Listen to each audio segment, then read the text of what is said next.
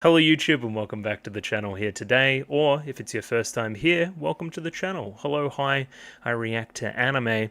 Yeah, I'm going to watch a film here today. I'm unsure what that film's going to be, because I'm yet to choose, which is a bad way to start the video, but again, it'll be in the title. You guys will know what it is. Essentially, I do kind of slots on the channel. I just finished up Flip Flappers and I was like, hey, I've done some movies in the past, why not do some more movies? So I've chosen 5 movies, and again I'm going to just go through them in the next 5 weeks or so. Sans Christmas probably, I'll probably miss a movie there, but other than that I'm just going to go through one a week, and we're just going to watch something different each time. Now again, if I have significant pushback against something on this list for whatever reason, I can't imagine why it would happen, and you guys want to replace it with something else, please just let me know. But for right now, I'm just going to show you what's on the list of things, what's on the agenda for the next 5 weeks, I guess. So yeah, let me get up my 5 different mal pages. Very cool. First up here we have Redline. I'm going to neglect to go through and explain what I know about all of these at the time, because I'd rather do that on the week that I'm actually doing them. For right now, I'm just going to show you what it is. Hey, it's Redline. I maybe know what that is. Maybe. Then we have Millennium Actress. Very cool. I can talk about Millennium Actress if it wins my little wheel of names here in a second. We've got Angel's Egg, of course, which is an OVA, so I'm cheating, but I still wanted to watch it. Again, I'm trying to do a little bit of pick things from...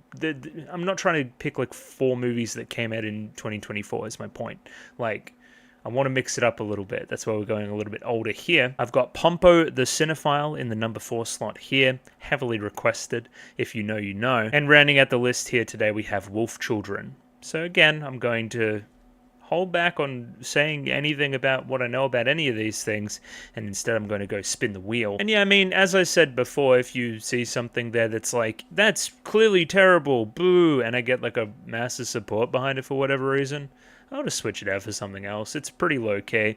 Again, these are... I guess I should tell you why I chose these. I think they'll be interesting and requested, and they have high scores on Mal, so supposedly they're good.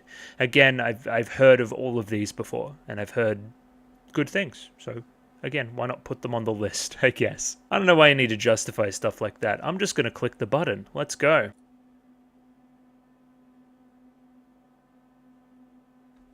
There we go. Angel's Egg, first up. Guess you could say maybe the weirdest one. I'm gonna say I'm gonna go download Angel's Egg and talk to you about some stuff or something before we head into this thing and try to get a little bit of an expectation. Okay, so Angel's Egg won my little spin of the wheel there, and yeah, it's what we're gonna tackle here today. This is bad. Well, not bad. I know that this one's going to be a lot of work. I think that this one's pretty abstract, so we're going to have to try to put our thinking caps on when we're going to have to be like talking about it. The other part of it is it's the shortest one, so, you know, swings and roundabouts, I guess, you know. We're going to see. Again, it always scares me how much work I have to do for all of these until I get into it, and then I'm like, oh, I'm having a good time. I actually have a passion for doing this kind of thing, which is why I record myself doing it for YouTube. Anyway, first and foremost, you can probably see over here, I'm not reading any of the stuff over here, but there's not a lot of people, which makes me think that there's not going to be like many characters per se. It's very hard to say with what I know about this movie, but yeah, one to watch out for sure. Director, of course, is one Mamoru Oshii, which I think I've talked about on the channel before. No, wrong person. Right person, wrong person. Right person. Hello. Very famous anime director. Now, I forget why I was talking about this person, because I'm reading here and I can't see anything here that I've seen on the channel that I would have had to talk about him. But anyway, I'll talk about the obvious stuff. Urusei Yatsura, pretty involved over there, I would say. Mostly on the movies and the specials, by the look of it. Also the TV stuff. Notable for also being a Studio Dean thing, which we'll talk about in a moment, about Studio Dean, who is the animation studio behind this film. The other one, majorly, would be Ghost in the Shell. So we have the original movie and a couple of things, also story concept stuff for Standalone Complex. Which, yeah, again, hey, maybe this is something I should watch in the future as well potentially suggested if I should do such a thing, because again, this is probably the more famous movie that Oshii has been part of. Yeah, again, if you're more versed in the kind of 80s, 90s, earlier anime type stuff, then you're probably recognizing a lot more here than I am. I've definitely read the word Patlabor before. I'm imagining that's how you say it. It's like a mech thing from memory. Jinro I recognize as well. Yeah, lots of stuff. He worked on Halo Legends? What the fuck? Anyway, whatever. Leave that there.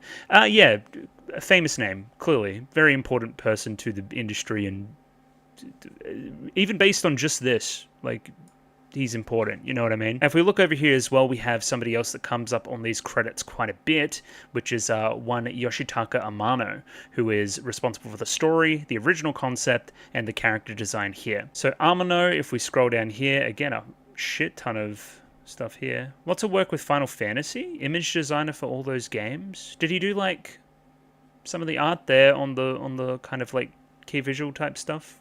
Does that make any sense? I don't know. Weird. Mostly seems to be centering around a lot of character design work, a lot of work with Oshii in the past as well. There is some crossover here. Oh, that's funny. Gibeat. That's the worst show I've ever seen. But just responsible for some original character design. Yeah, is this the thing I think it is? This huge piece of shit? Yeah, this is the fucking worst thing I've ever seen. It sucks so much ass. So, he has that going for him, I guess. At least he wasn't touching that anime production. Yeah, again, pretty much looking through here, the only thing I recognize off the top of my head, without just, you know, going through everything here specifically, I'm going to say it's probably Vampire Hunter D, which is a pretty famous old thing. And again, mostly around character design, not as much of the kind of art director stuff, which he's also doing on Angel's Egg, right? Yeah, art director. Another one of the art directors, of course, is one Shichiro Kobayashi, who is a name I recognize, of course, because if I roll down here, where's Utena? Revolutionary Girl. There she is. Utena's like my favorite. So if you're the art director on Utena, especially the movie, and then you're also doing this, the movie looks fucking wild. So if that's something that we can expect going into this as well, then hey, count me in for sure. Again, also working with the director on previous stuff for Urusei Yatsura as well. Yeah, just a ton of stuff here, really. But yeah, Berserk 97. What else we got? Detroit Metal City. Just things I recognize, really. There's probably lots of other stuff here if you're a big old nerd. Yeah, mostly just Utena. If you're working on Utena and then you come over here, well, opposite order actually, but talented people worked on Utena. That's pretty obvious. So if you're doing any of that and you're also doing this, that stands in good stead with me. Now, one peculiar thing I saw here as well is this related anime in the aftermath Australian film. And as I found out, there's an Australian movie which wasn't directed by an Australian, but still, because I don't know who the hell Carl Colpart is, but it's not an Australian name, I can tell you that. Apparently this is just a film that's loosely based on the similar concept of Angel's Egg. So again, I don't really want to look anything up, but that seems like the same kind of thing, right? So again, I'm just wondering how all that worked, because that movie came out in like pretty soon after. So they just saw this OVA and were like, hey, let's make a movie on that. It's kind of wild. I like that. The only other staff member here I grabbed as well was one Yasuhiro Nakura. And if we go here, he was the animation director on Angel's Egg. I just thought it was neat because if I scroll down here to F, wherever F is, Flip Flappers did some key animation on the opening. So again, I watched Flip Flappers before this on this slot on the channel. I think that's just kind of neat. But mostly seems like a Shaft guy. I'm seeing Madoka, I'm seeing Kizumonogatari, I'm seeing March comes in like a lion. Yeah, the Ruby thing.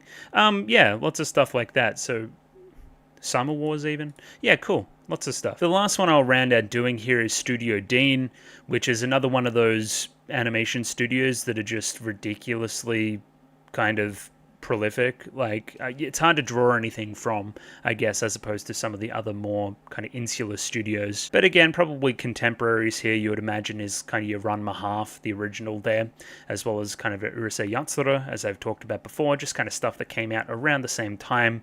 A long story history with a lot of shoujo as well. Very popular shoujo adaptation in Fruits Basket, of course. I believe they did a Fate adaptation as well that people don't like very much, I believe, if I can find it. I don't know, I probably scrolled past it there, kind of, that one. I remember watching it. It wasn't too bad.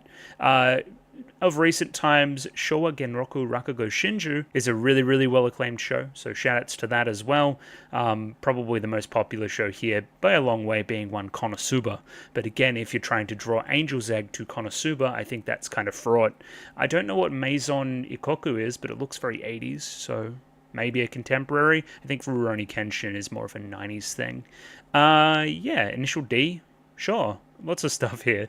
Higurashi, yeah. Again, I'm not sure how helpful that was, but hey, that's some of the stuff the studio's responsible for. Potentially there's some more staff crossover there that I'm giving it credit. Now, normally here I would go through a visual as well, but I think I'm just going to watch the damn thing and we're going to see the visual for ourselves. No need to predict stuff based off of that, so yeah. I should shout out my patrons. That would be a good idea. If you're watching this publicly on YouTube and you really wanted another movie at the start of this video to win, potentially that movie's already up on Patreon. Probably not this week, but next week maybe, we'll see. So yeah, for $6 a month, you could have that now. Again, just give it a look. That's all I ask, really.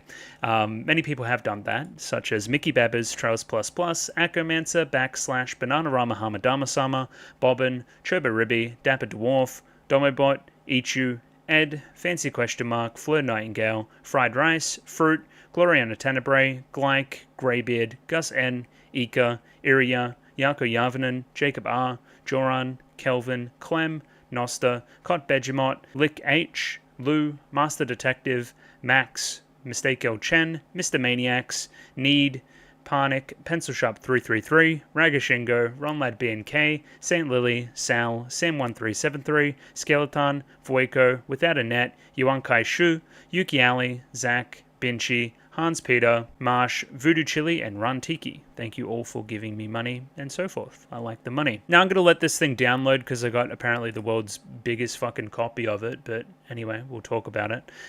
So that's got about an hour. I might go make myself something to eat and then we'll sit back down and watch this thing. Let's go. So yeah. Coming right up, we have Angel's Egg. Rightio, I have the Angel's Egg OVA up there ready to go.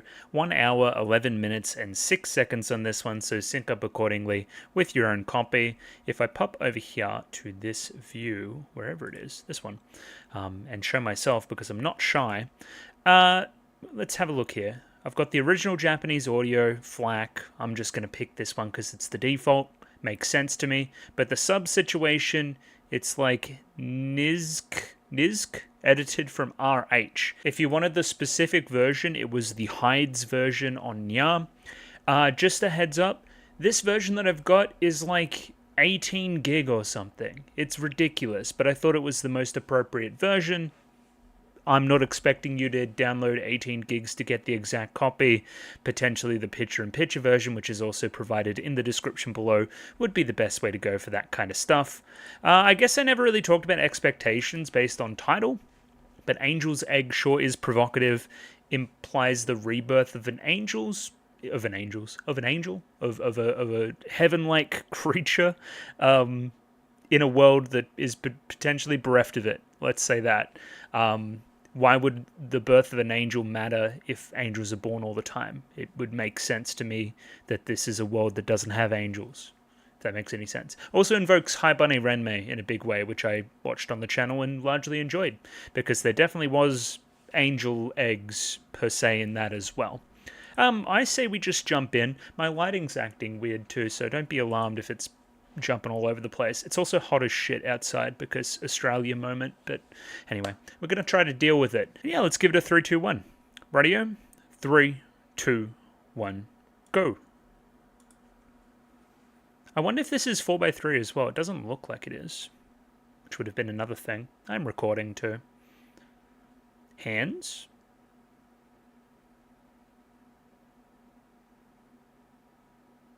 Hands.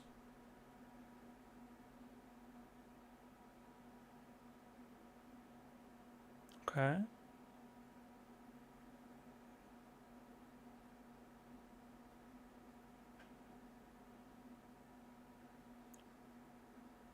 Can I do that? I don't know if I can do that. Okay, I have sound. That's good. That's a bird.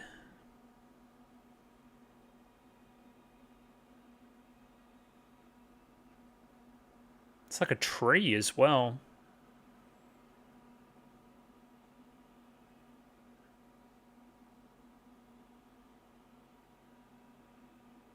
Mm-hmm.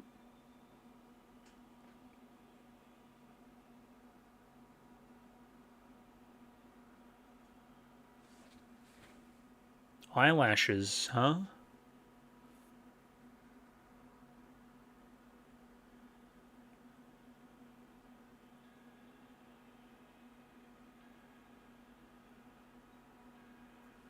No eye open? Damn. Oh, he's cool.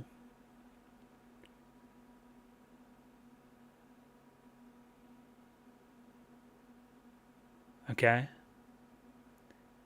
Shit seems bad. Big old red sky. Apocalyptic.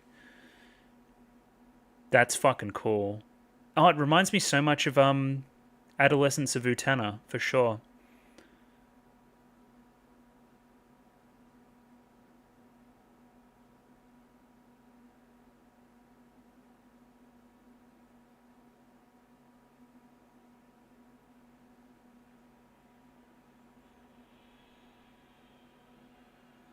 What do you say?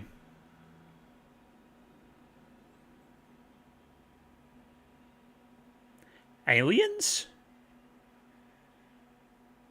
Eye. Okay, well, that's pretty evocative, because there was like an open the eye there before. Okay, a million statues.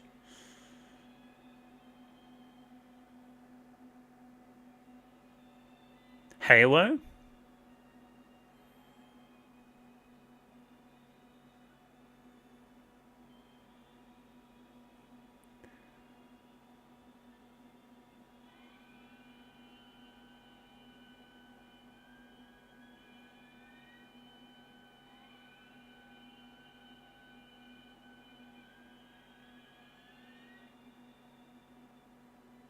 I see. I don't know, for some reason I didn't expect for it to be like sci-fi. Bro seems kind of over it. Dare?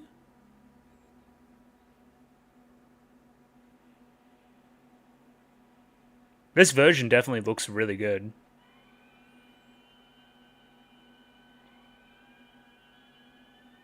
Okay. The architecture is very interesting. Hello, girl.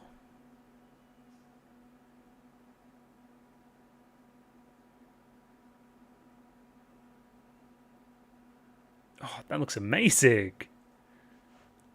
Love the colors too, very striking.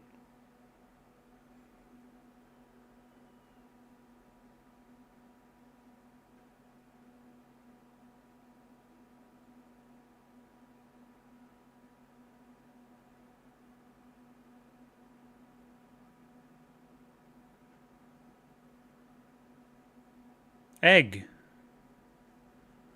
Finally, egg.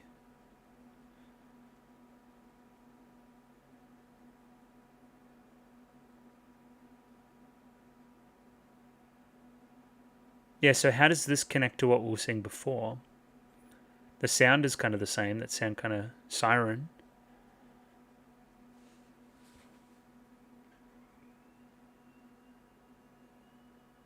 Okay, seems less dire over here. The sky is getting redder though.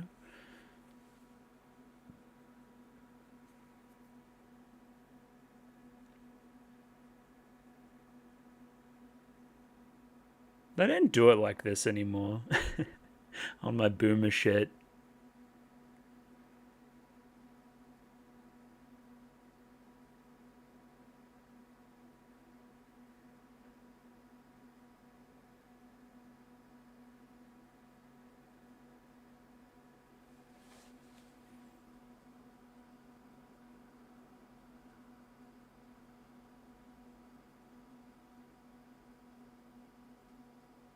Wonder what she was thinking, looking out over that.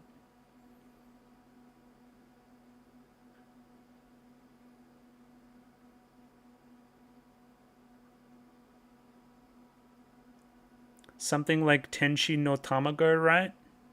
I think that's what it's called. Or Angel's Egg, which is, you know, the big text on screen. I have questions based on this opening little section, of course.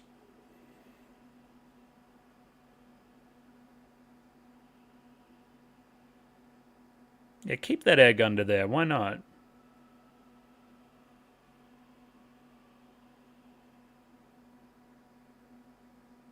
Like Mother Goose vibes, you know? Love the music so far too, I must say. I went to look who did the music, and I had a name there before. They hadn't done much in anime, so it wasn't really something that I discussed much. But it's beautiful. I really like it. And in a film so far that, or in an OVA so far, that is bereft of dialogue. I think there's been 2 lines thus far. Music, very important. What am I looking at there? It's like a bean. Or an arc. Maybe. Arc is interesting.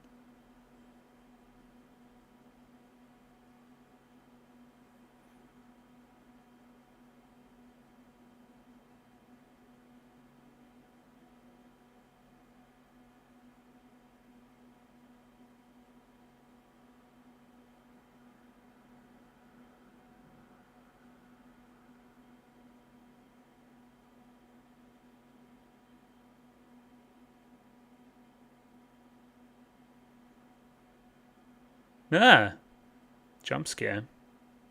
Feathers? Maybe.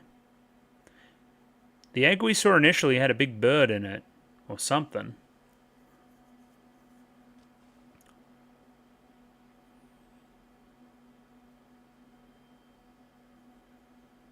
Okay.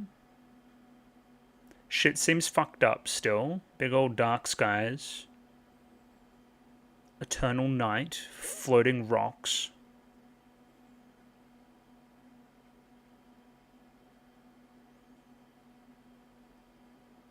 That tree looks fucking awesome too. It looks like somebody like strung up. Where is the little girl? Hello.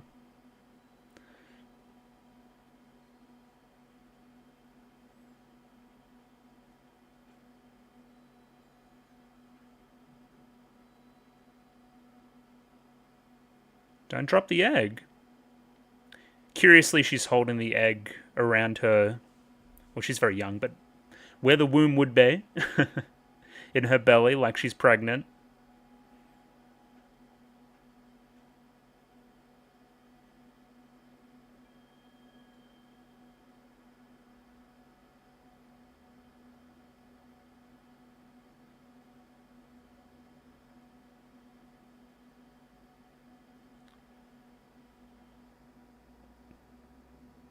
Yeah, seeing lots of,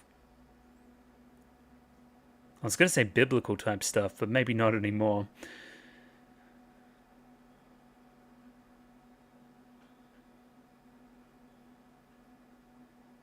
Water. Water's important.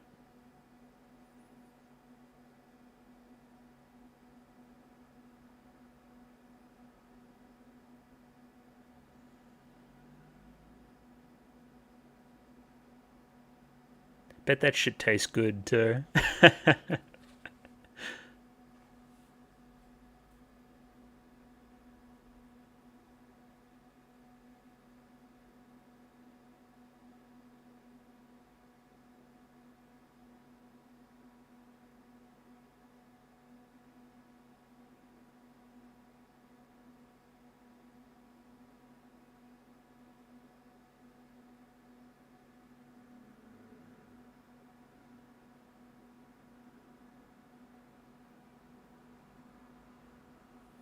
Shit's like melting.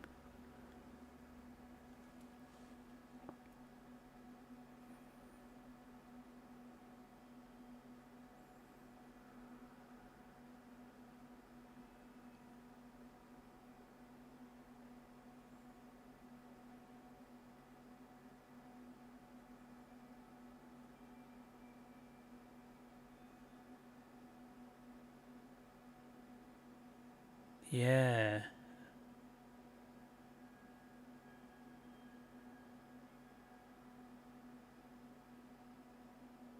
Yeah? Okay, whatever you say. Got a lot to say about that sequence, actually. This is, reminds me of film school. Like, what you see is what you see, you know? And that kind of talks to, or not, a level of interpretation, I was going to say, which I like. Alright. Approaching force, seemed like.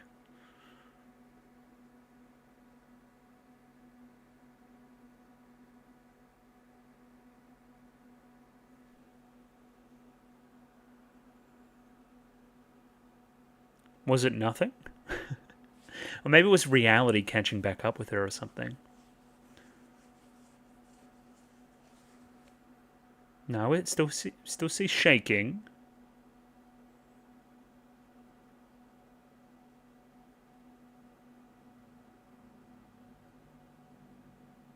Interesting.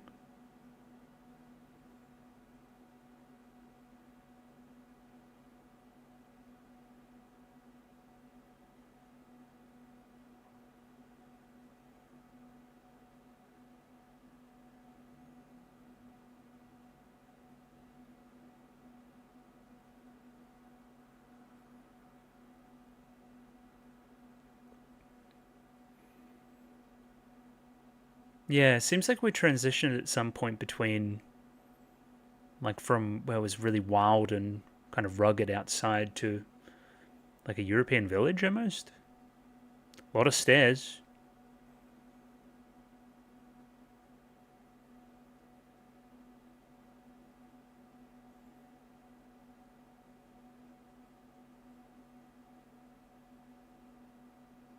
No more water. Well, there was some back there. A little bit more. Just go to the, Geiger fountain. That's chill. Not a lot of people out, I've noticed.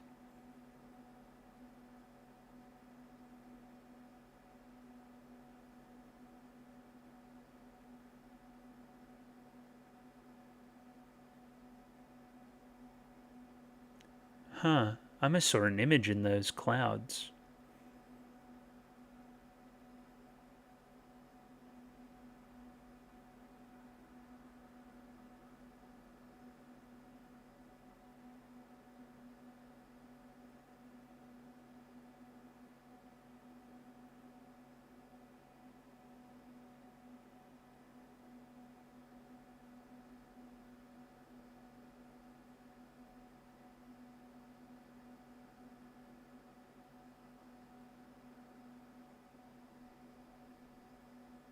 But again, what do these shots indicate? It's like you're being watched.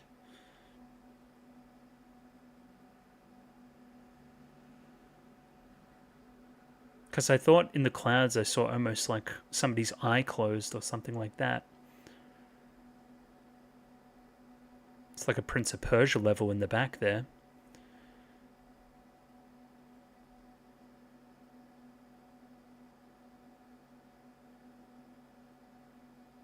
A sound approaching?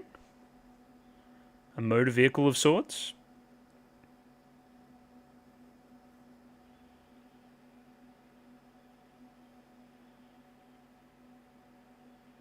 People on it?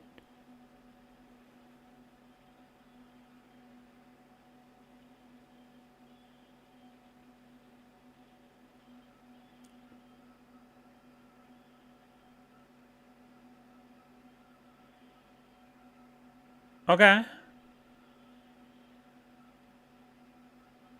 Tanks.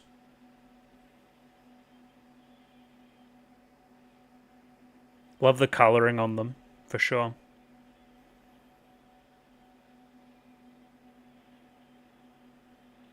Yeah. Love everything about the designs there.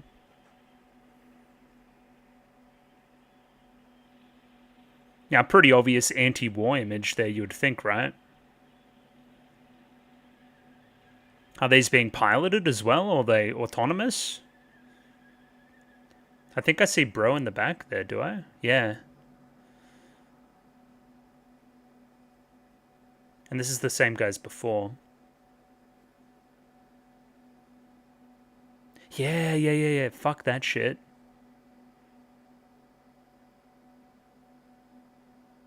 Yeah. I get the feeling you were just hitching a ride, though. That's not kind of your vibe either.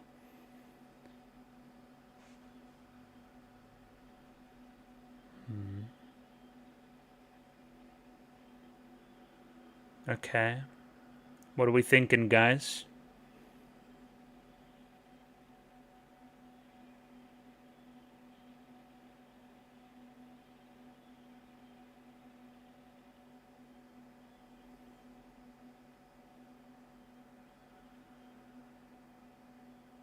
Okay, bye.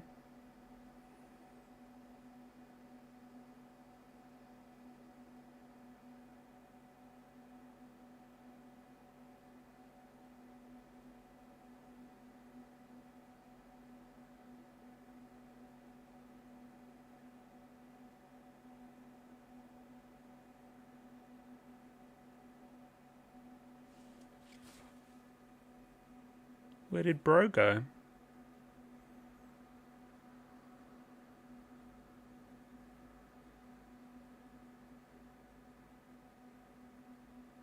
Mm-hmm.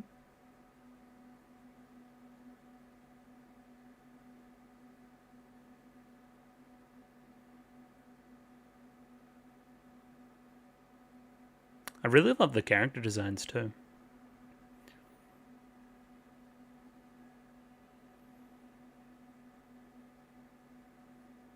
Yeah. Mm-hmm. I got my work cut out for me here, I think. Because I can take this in a lot of different directions if I want to.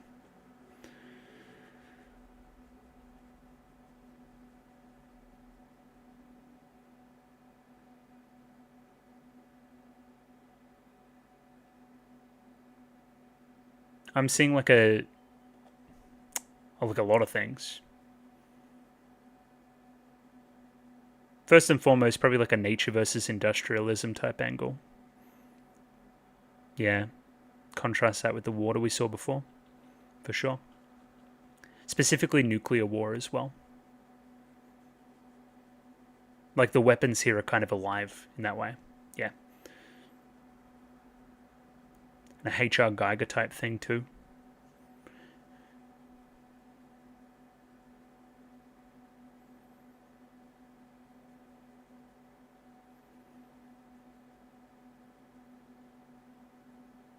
Yeah, no more actual animals and instead just, sea creatures in a fountain for water,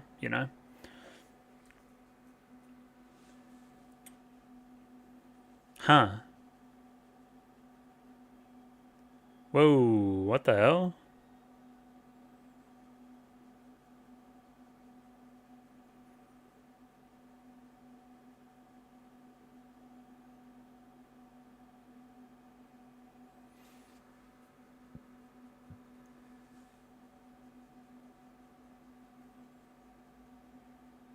Oh, thought it may have shattered.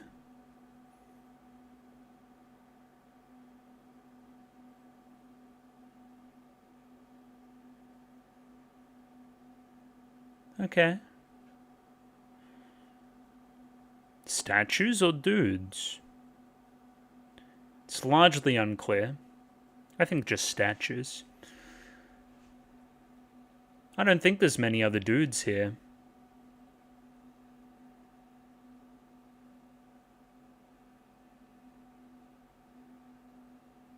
Oh, maybe not statues. No statues. I'm all over the place. Yeah, almost like frozen in the position of war. It's like they have pikes or something, right? The shadows there are great too. Almost looks like a modern day skyline.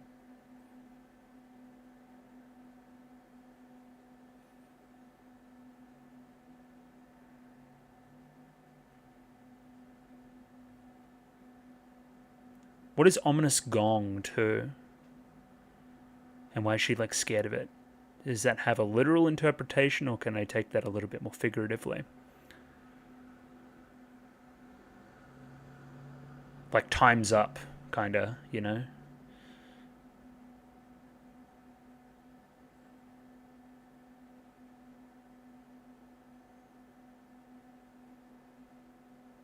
Yeah, she's just eating, as you do. Bit of water, why not? Chug jug. Where we dropping, boys? She's just eating jam. More power to you. Wish I could. Too many societal standards.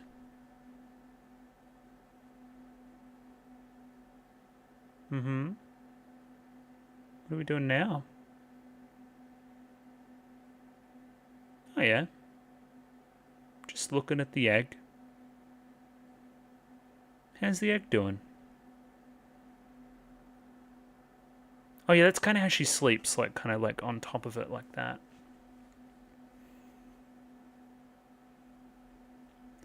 When do you know how to sleep if it's always, like, kind of night?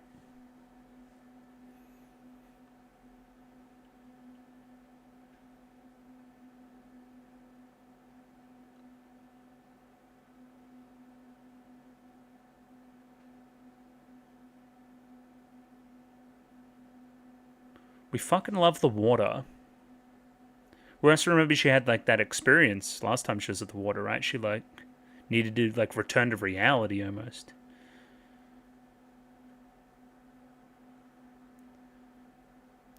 She saw her own reflection and was kind of sinking into it or something. Well, very notably, she doesn't have a reflection. Crazy. Man is here. Thought he may have been here. Where's Egg?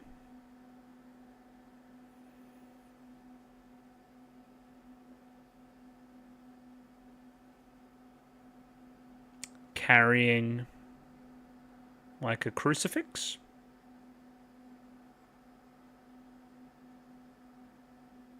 A technology crucifix, which is also probably like a gun or something, right?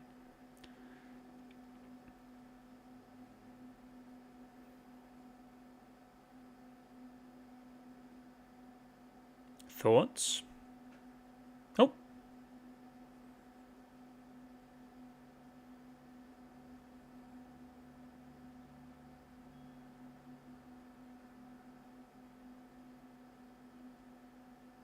No, see, that's my egg.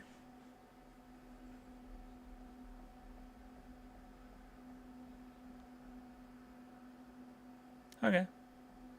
Thanks for the advice.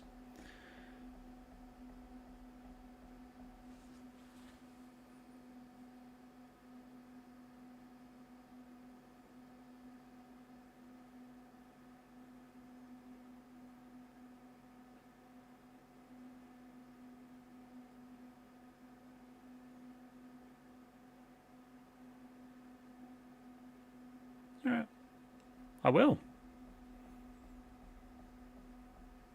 I was merely just chilling by the ocean, I don't know.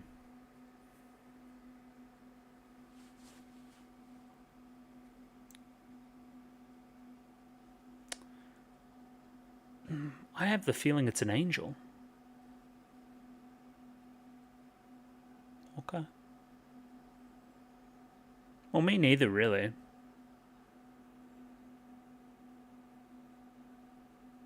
Break the world's shell.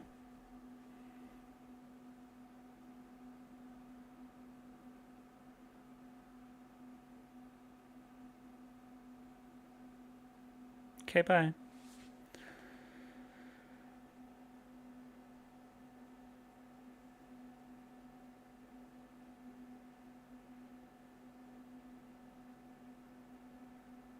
The architecture of this movie is amazing. It's telling so much of the story right now, in my opinion.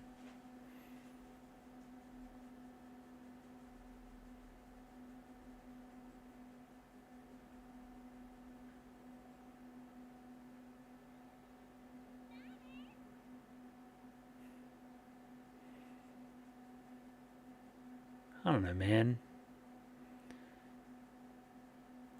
just chilling. As you do. There's like gargoyles or something? Flying fish?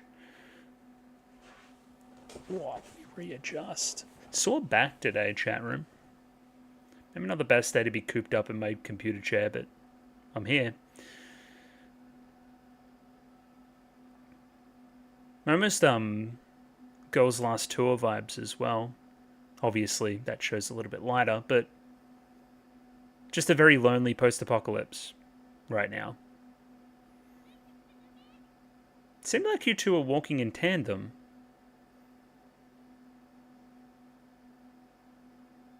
I can understand your hesitance, but I think he's a good guy. I think he's trying to help you out.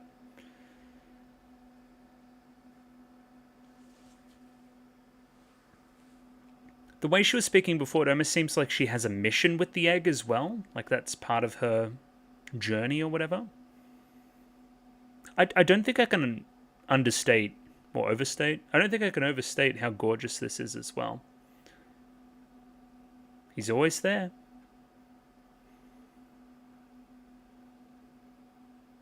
Even though that gate there is crazy. The fence, I mean. Yeah.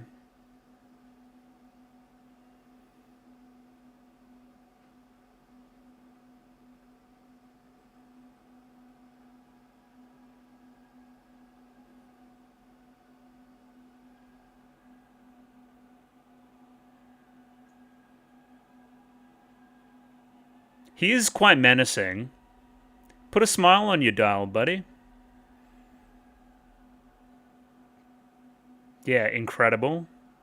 Incredible. That was amazing.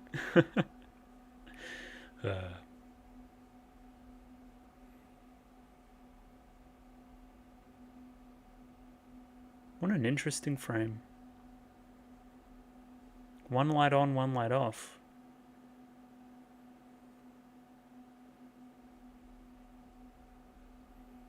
Does Bro need to drink water? You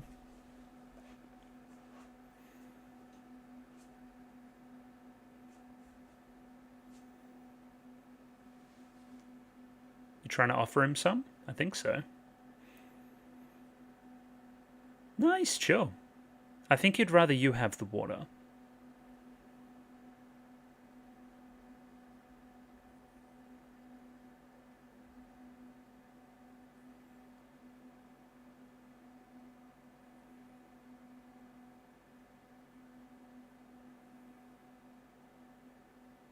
Seems chill.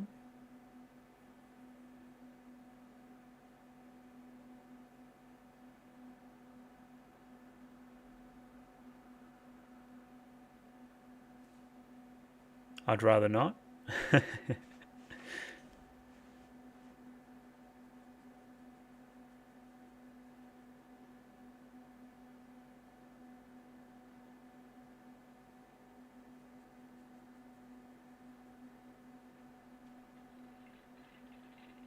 Okay, the soldiers are definitely just, yeah, they're still here.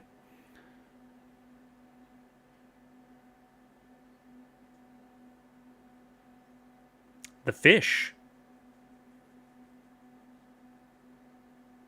Girls Last Tour? Well, they look like fishermen.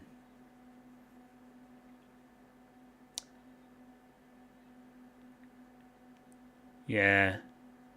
Yeah. Big anti-war stuff, for sure.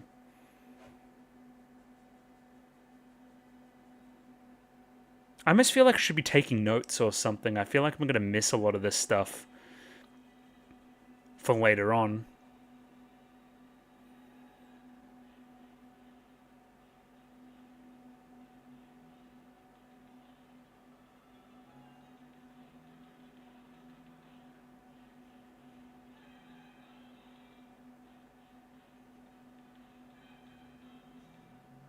Well, there's a fish. But it's not a fish. It's a shadow of a fish.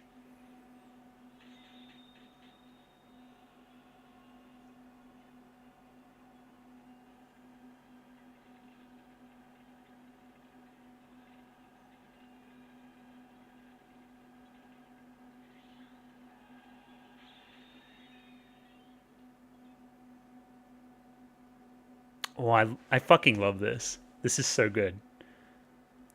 It's letting my mind, like, just wander to a bunch of shit.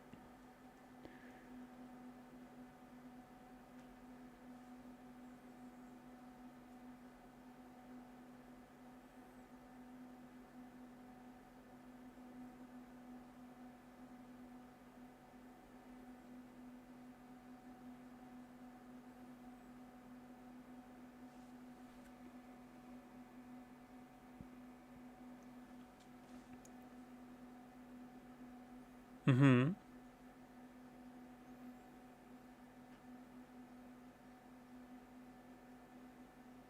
Oh, an auditorium of some kind. A theater? An arena? Gladiatorial?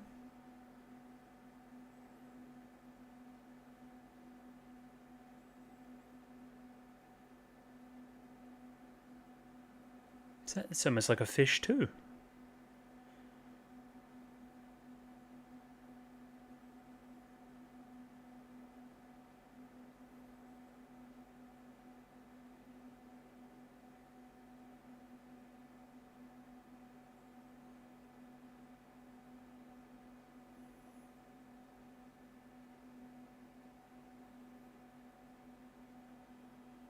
So it was none of the things I said before. It was a church.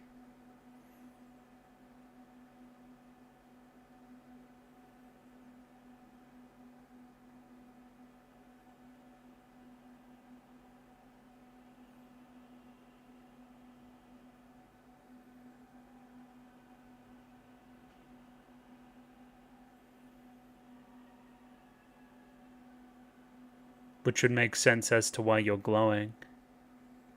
Kind of. You've definitely got some religious type shit to you.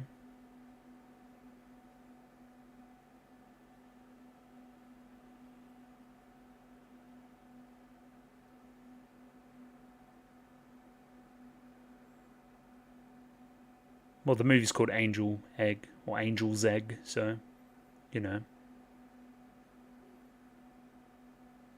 Oh, that would imply that she's the angel. Yeah, I never really understood the title, because the angels would be possessive. It's not Angel Egg. There's not an angel in the egg. She's the angel. Grade 2 understanding of English activated.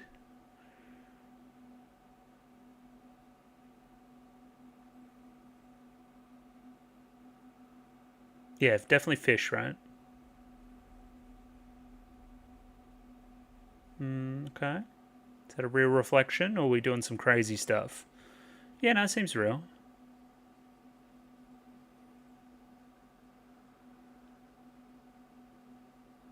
She's gone off the deep end. She's having a conversation with her mirror. She's like my cat.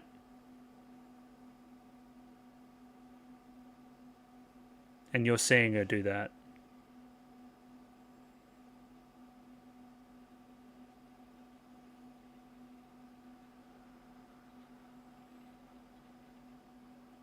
I mean, I don't need to lay it out for everybody. They're literally chasing shadows right now, right?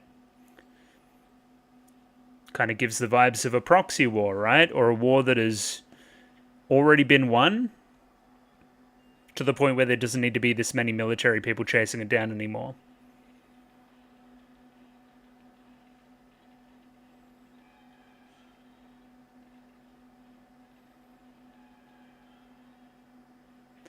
It's fantastically animated too. Yeah, the fruitlessness of it, right?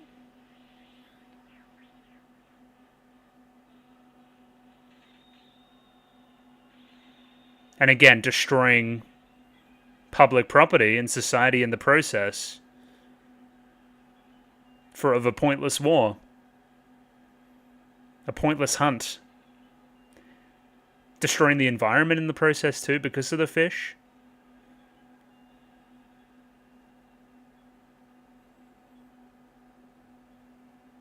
As opposed to Angel Girl, who's kind of like chilling in the church, just talking to herself or whatever. She kind of sees a fully realized reflection as opposed to a shadow. That's something. It's a very similar shot to before.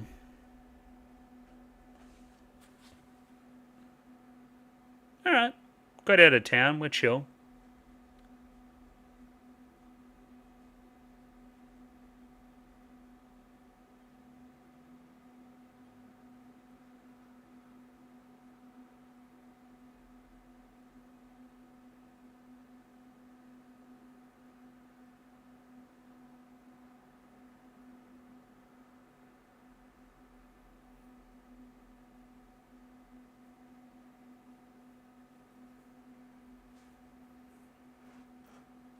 Thoughts?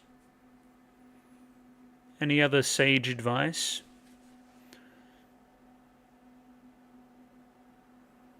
What about it? I don't think he's gonna. If anything, this guy looks completely and totally over it, whatever it is, to the point where he'd welcome something new. That's the kind of vibe I'm getting. But also, where are we? Water.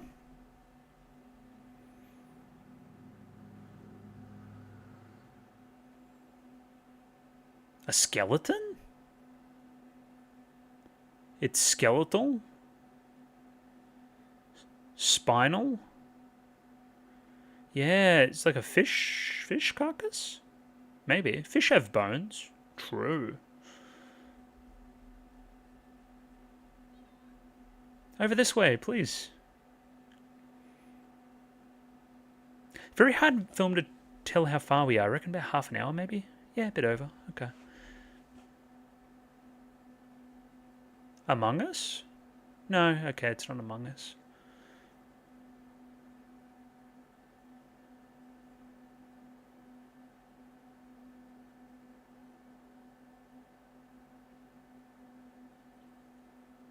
I've seen lots of trees so far in this.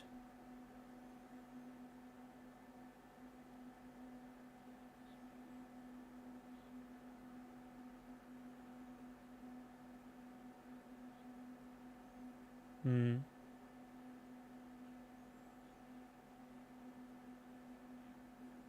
Sounds like the apocalypse.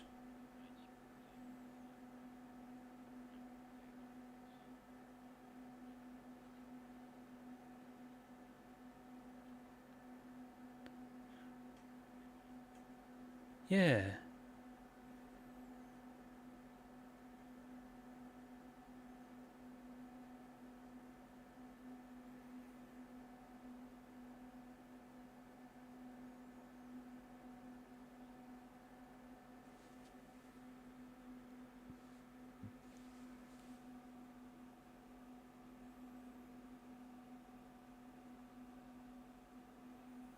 Don't know. You seem interested about this other bird egg, though.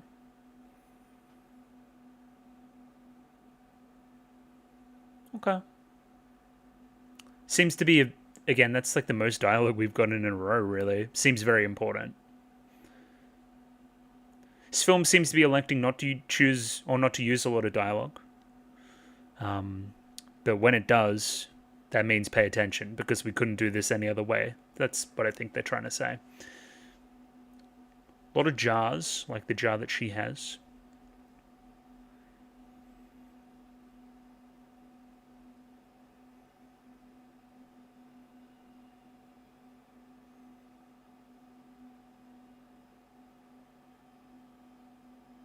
Yeah, still got this general kind of underwater thing going on, I think. Because that's like a shell in the background. Golden ratio, anybody? Oh, shit.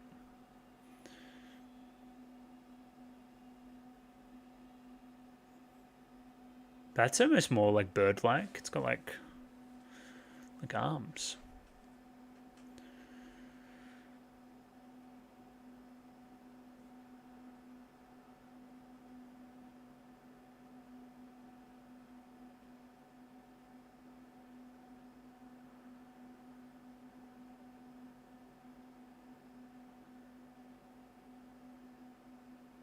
Seems like many people have done this before.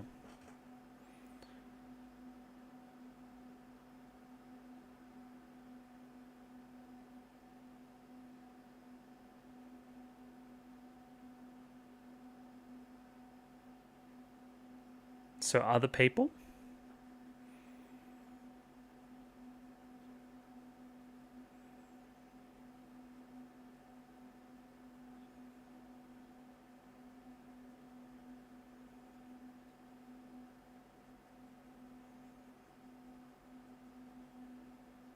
I don't know what he's gonna do.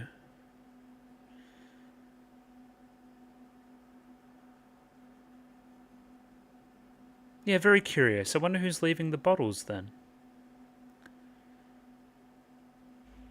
Because this almost gave me like...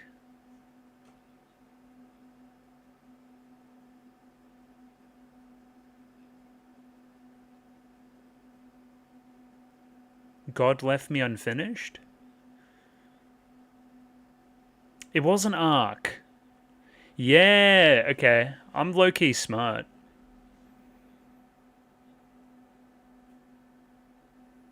Yeah, so very biblical, obviously.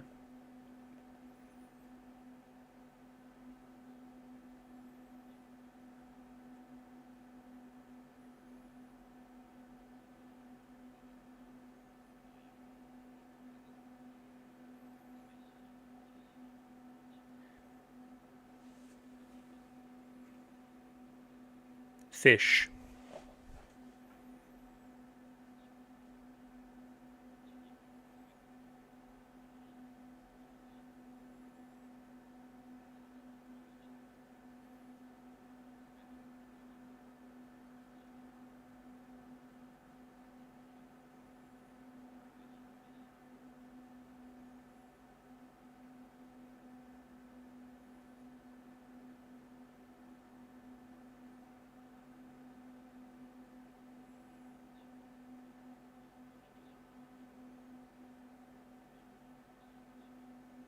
Huh.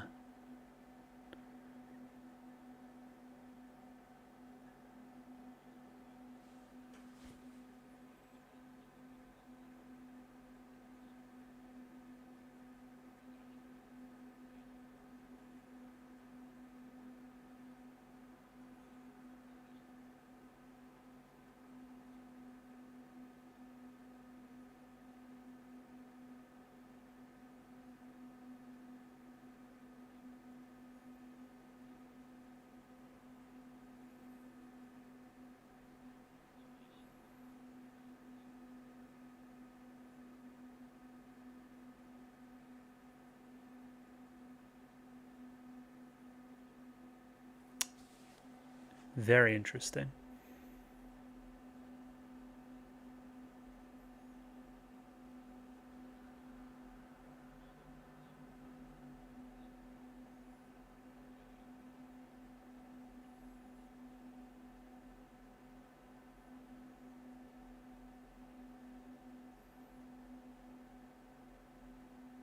Shit seems pretty dire.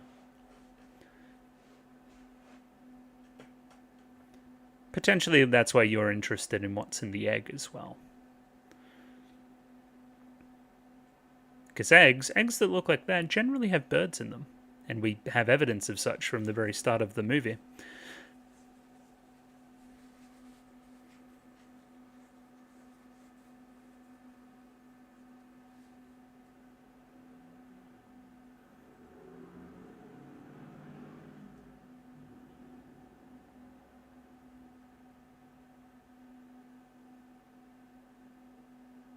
So in that way, directly, the egg and what's in it is a metaphor for society returning to the way it should be.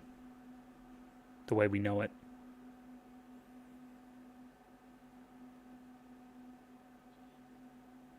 Okay.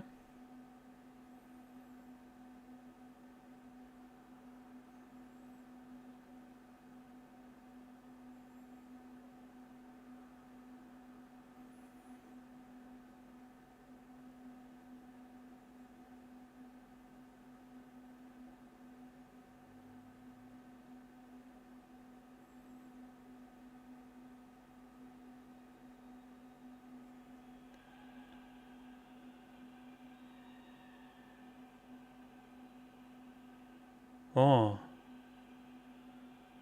Okay.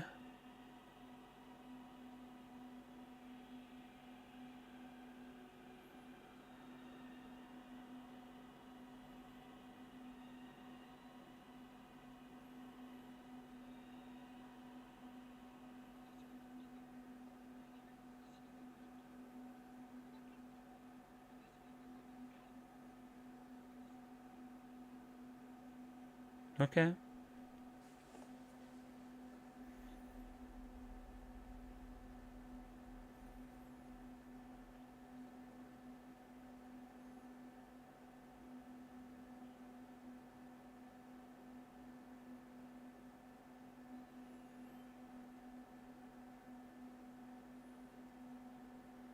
There's that arc again. But what was the big eye thing floating down with all the statues on it then, from the very start as well? Is that well in the past, maybe? Because that was when the sky was red instead of this darker color now. Is that a set of scales?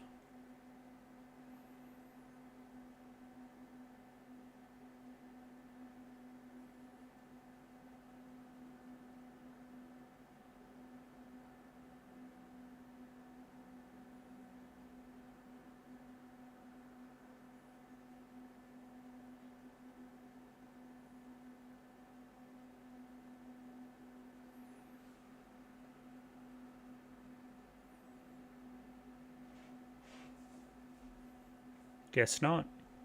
It's not very talkative.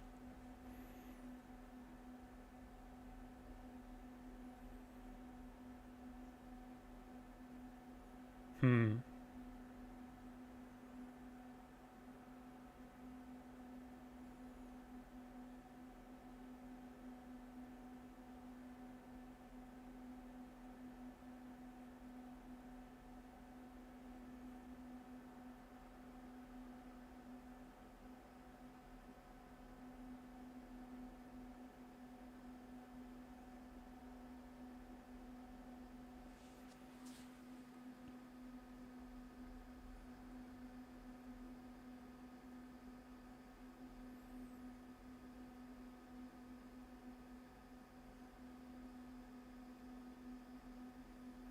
It's hope, if you didn't know. No sun. It's always nighttime. We're looking for a sunny, warm day. It's not like dead and cold. And the water now makes a whole lot of sense. The water even getting higher. 40 days and 40 nights, we must remember. But it seems like that may have even happened a long, long time ago.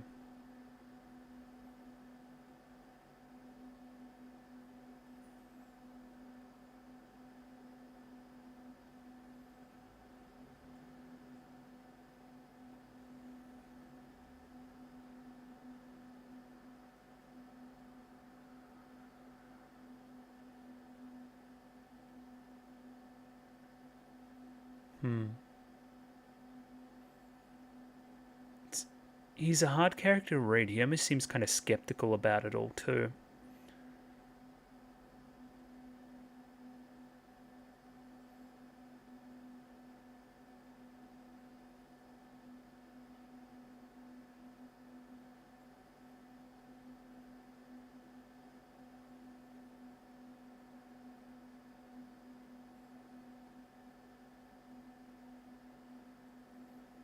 No, just no answers from either of you. Okay. Pretty sure she's an angel. She was glowing before. But maybe that was just a trick of the light. Okay, we're back in Spooky Town. We're like flooding more and more.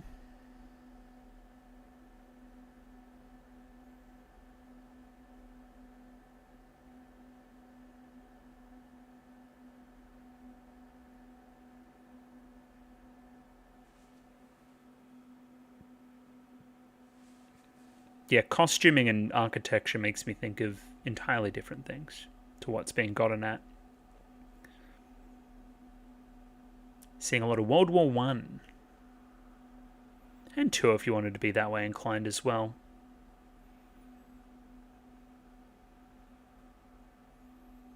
Just large-scale European conflicts.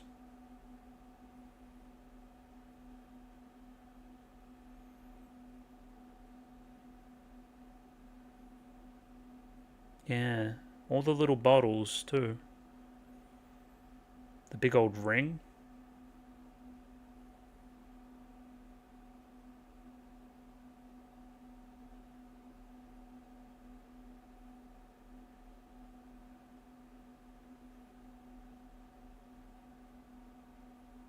Just chilling by the fire, as you do.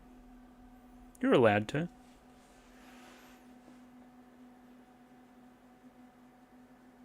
I guess he's thinking.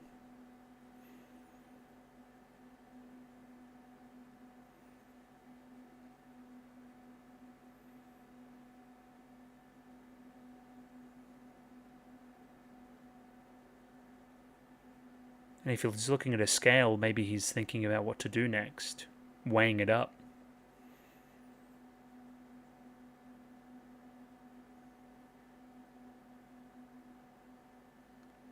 Because he's like a man like humans. He's the representation for humans in all of this. So is he going to elect for a better tomorrow or continue the status quo?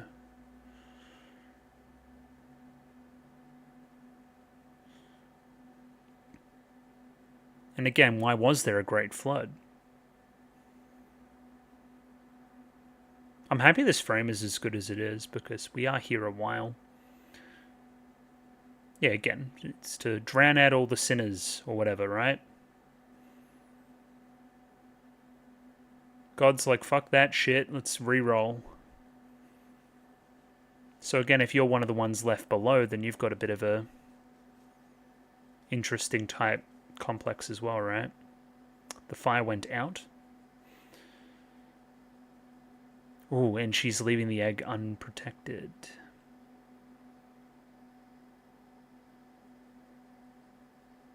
Sketchy guy? Maybe. What's he grabbing for? What?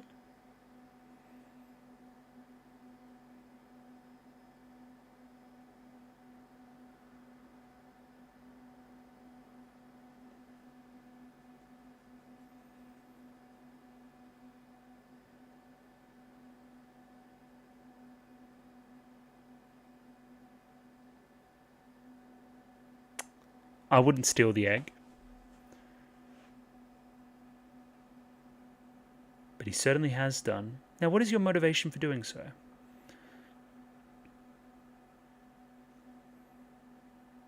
Oh, he was all about cracking the shell, of course.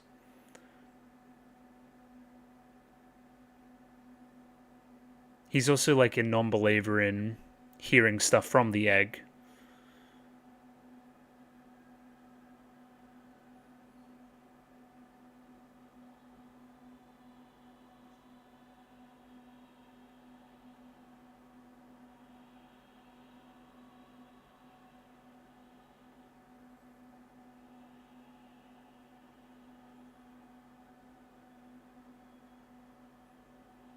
Okay. I don't like the decision there about cracking the egg.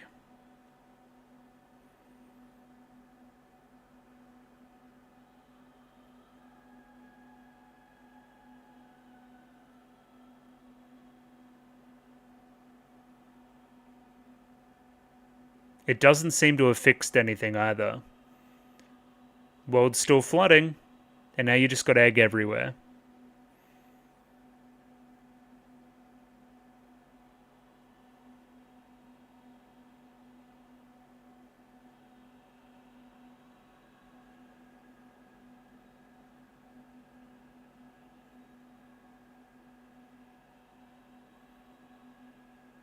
Music's awesome.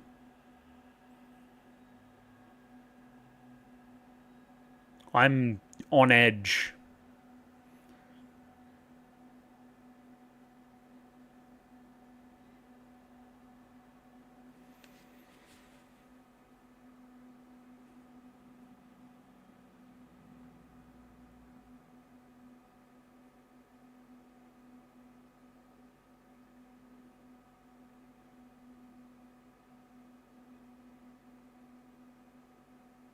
It's like the start of the movie again. How are we? Yeah, still a little bit.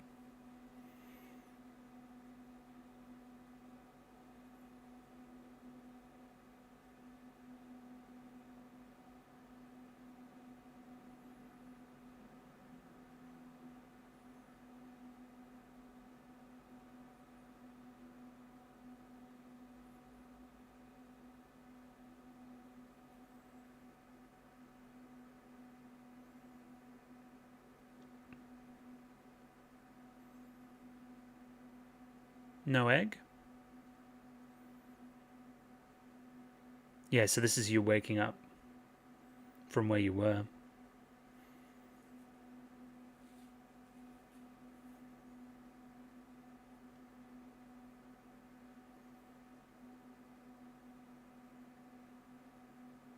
Eggshell?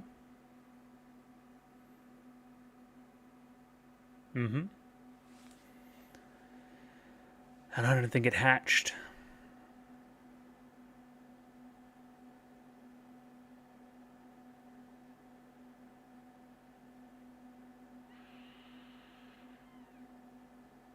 I was about to say the choice to have no sound there was interesting, but this is somehow worse.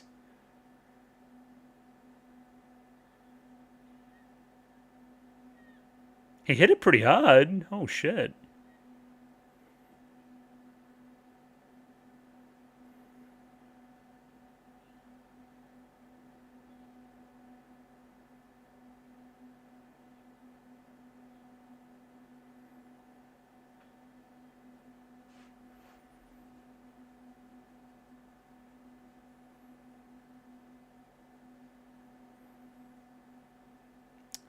Down the hole of doom.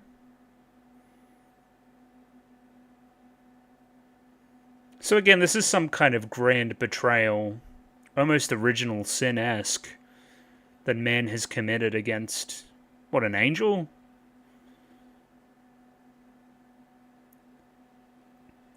Seems like he was a pretty bad guy all along. But I don't understand the motivation behind cracking the shell. I guess he wants something to happen, per se, right? Well, there's the egg. The other egg, the first egg we saw.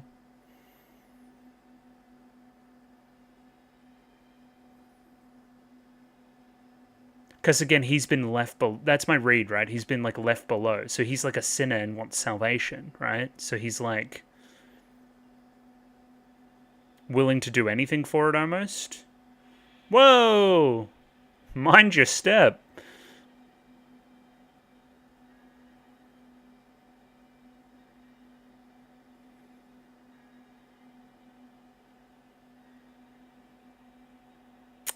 Interesting. Her own reflection in the water, right? Yep.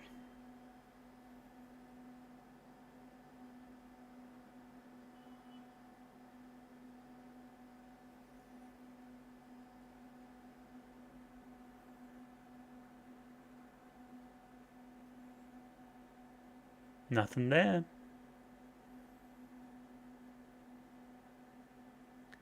Animated brilliantly, I must say. Like, obviously.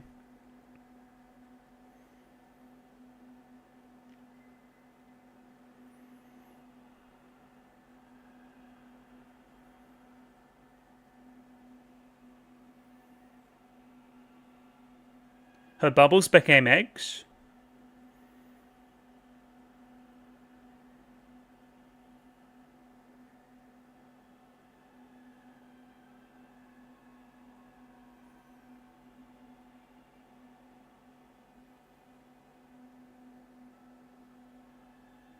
Many, many egg trees.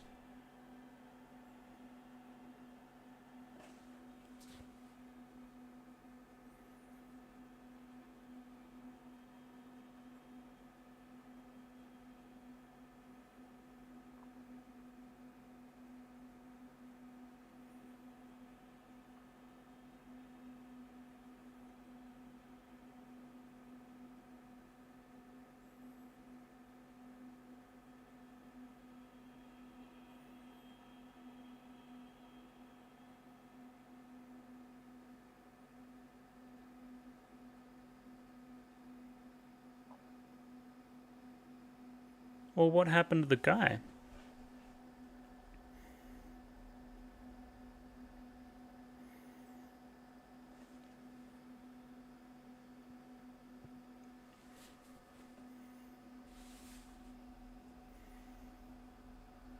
Those footsteps?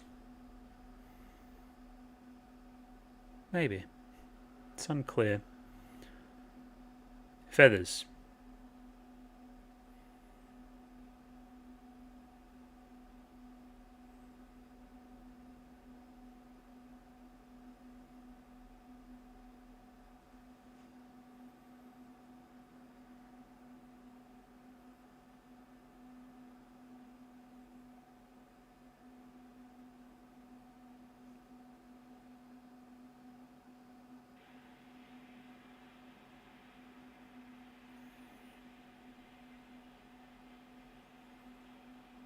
What the fuck? Yeah, okay, so that's a similar thing to the start, right? Fucking awesome. Oh, how cool. Yeah, that like second wave there.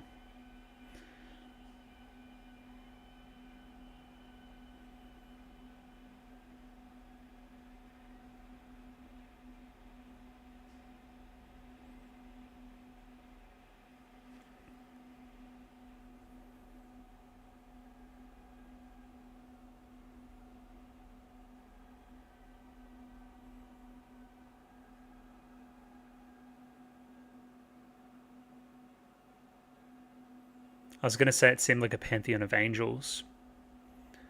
A representation of God, God's eye, looking down upon you, judging one left below, right?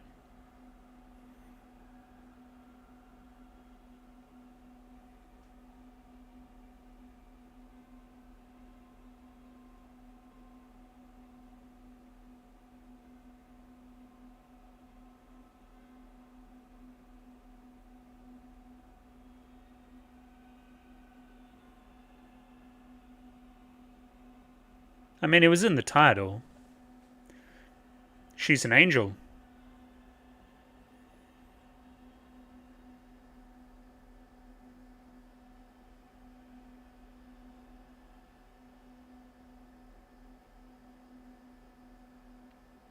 Yeah, the waves. So cool. So much stuff about kind of that ripple effect through the water in the film. And that taken to such a scale now.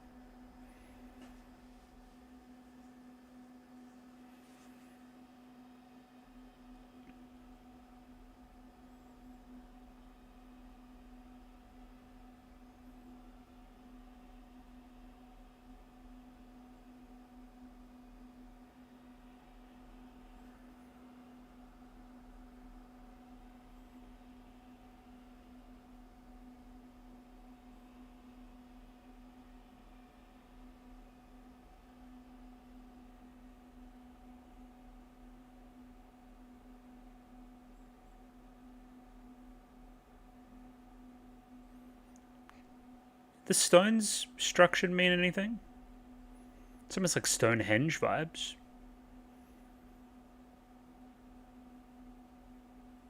Yeah, they're like in a line. Weird. I feel like we're rounding down. Which, I mean, I kind of get what they're getting at with that kind of human character with the man.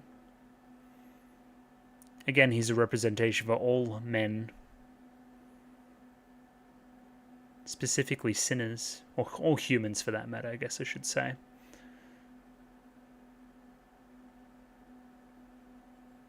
Yeah, what are the lines of the stones? I don't understand. This almost looks like a fucking big fish or something.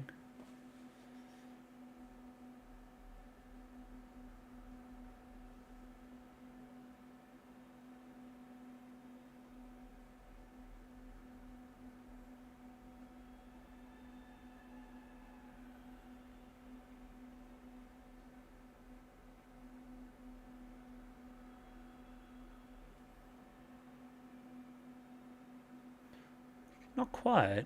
It's almost like a really large scale map.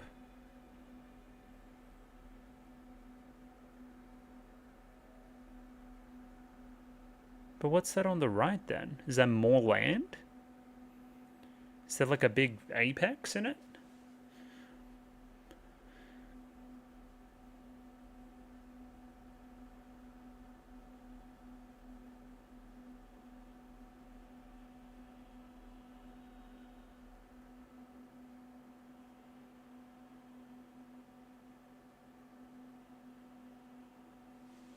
We all live in a big floating rock in the in space, flying through the air.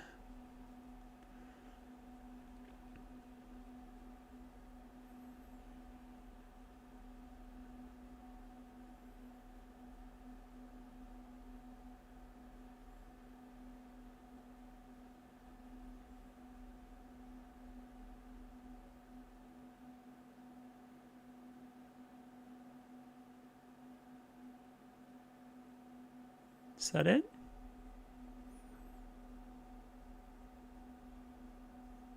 Think so.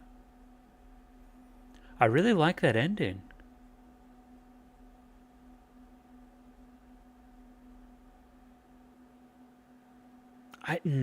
Overall, I guess it's trying to say, like, well, it's trying to say a lot of things, I think. And you could take it in a lot of different directions. I'll just preface that totally right now. Mostly I'm seeing, like, humans' futility in the face of God and God's will. And I guess it's always been there, that struggle between greater powers and humans, right? And humans' defiance that they can change the greater will of whatever else is going on.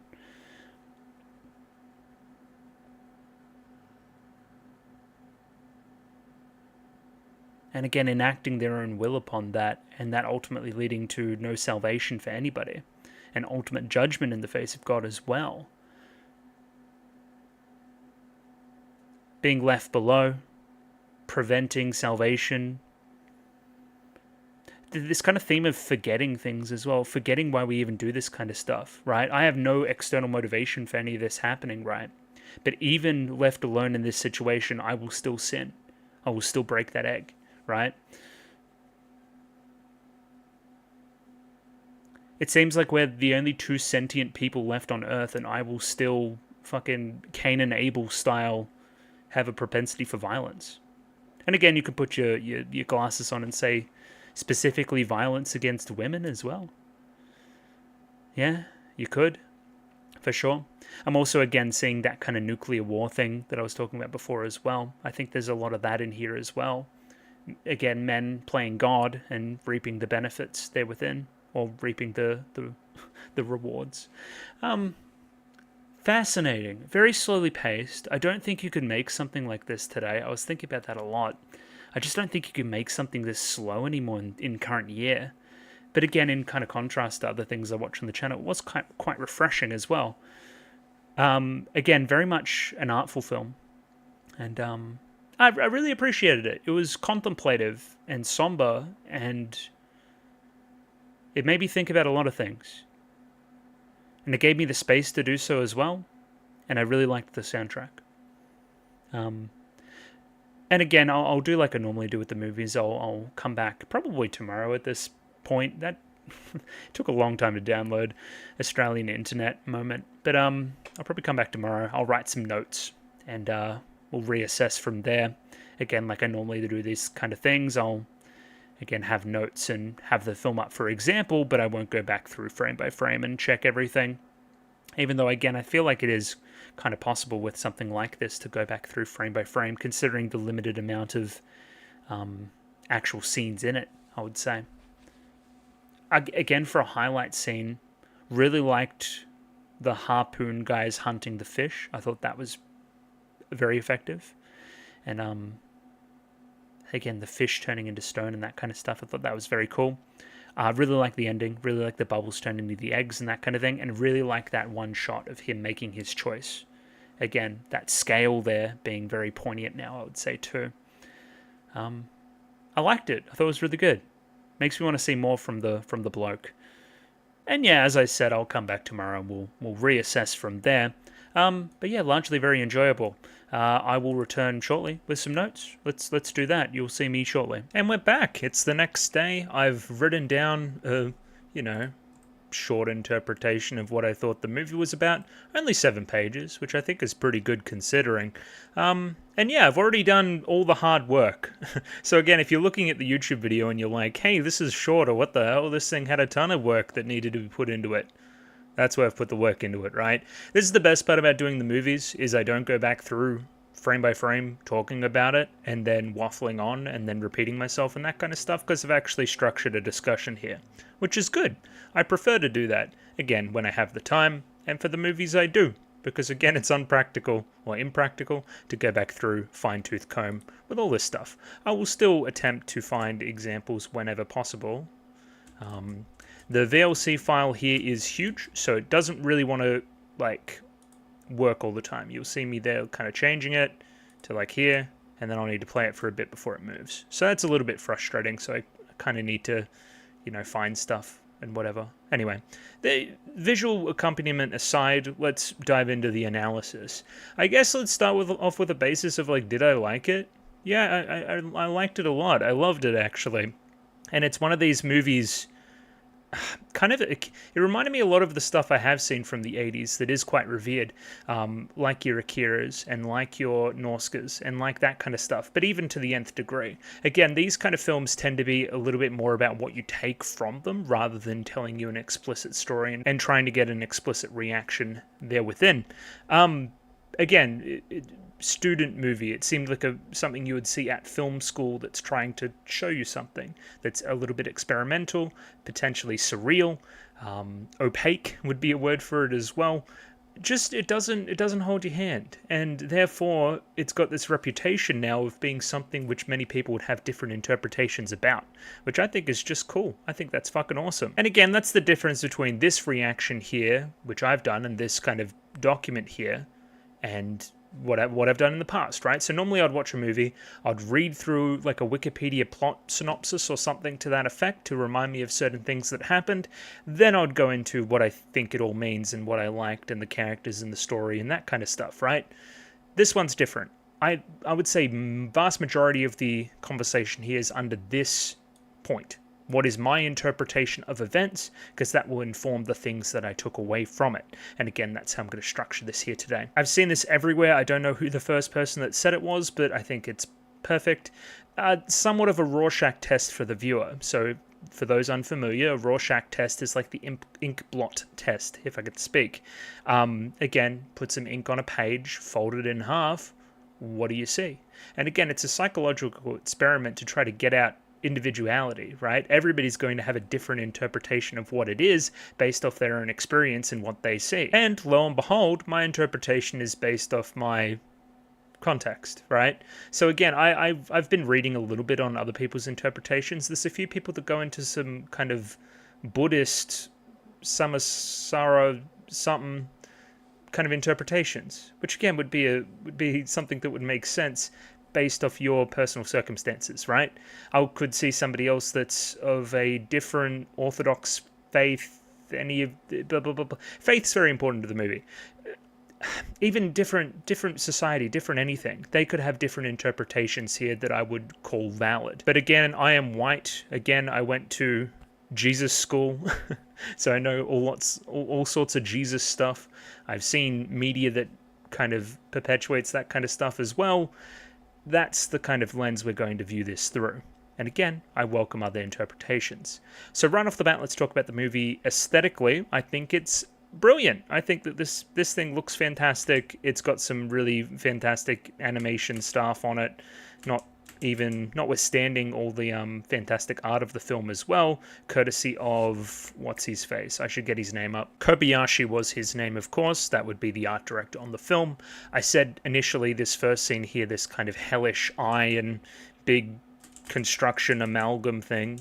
Play, please. Thank you. All this kind of stuff reminded me a lot of Adolescence of Utena, which if you haven't seen, borrows heavily from this kind of style, architecturally and art design wise. And I loved Adolescence of Utena. I thought it was fantastic and a great little kind of bow on Utena as a series.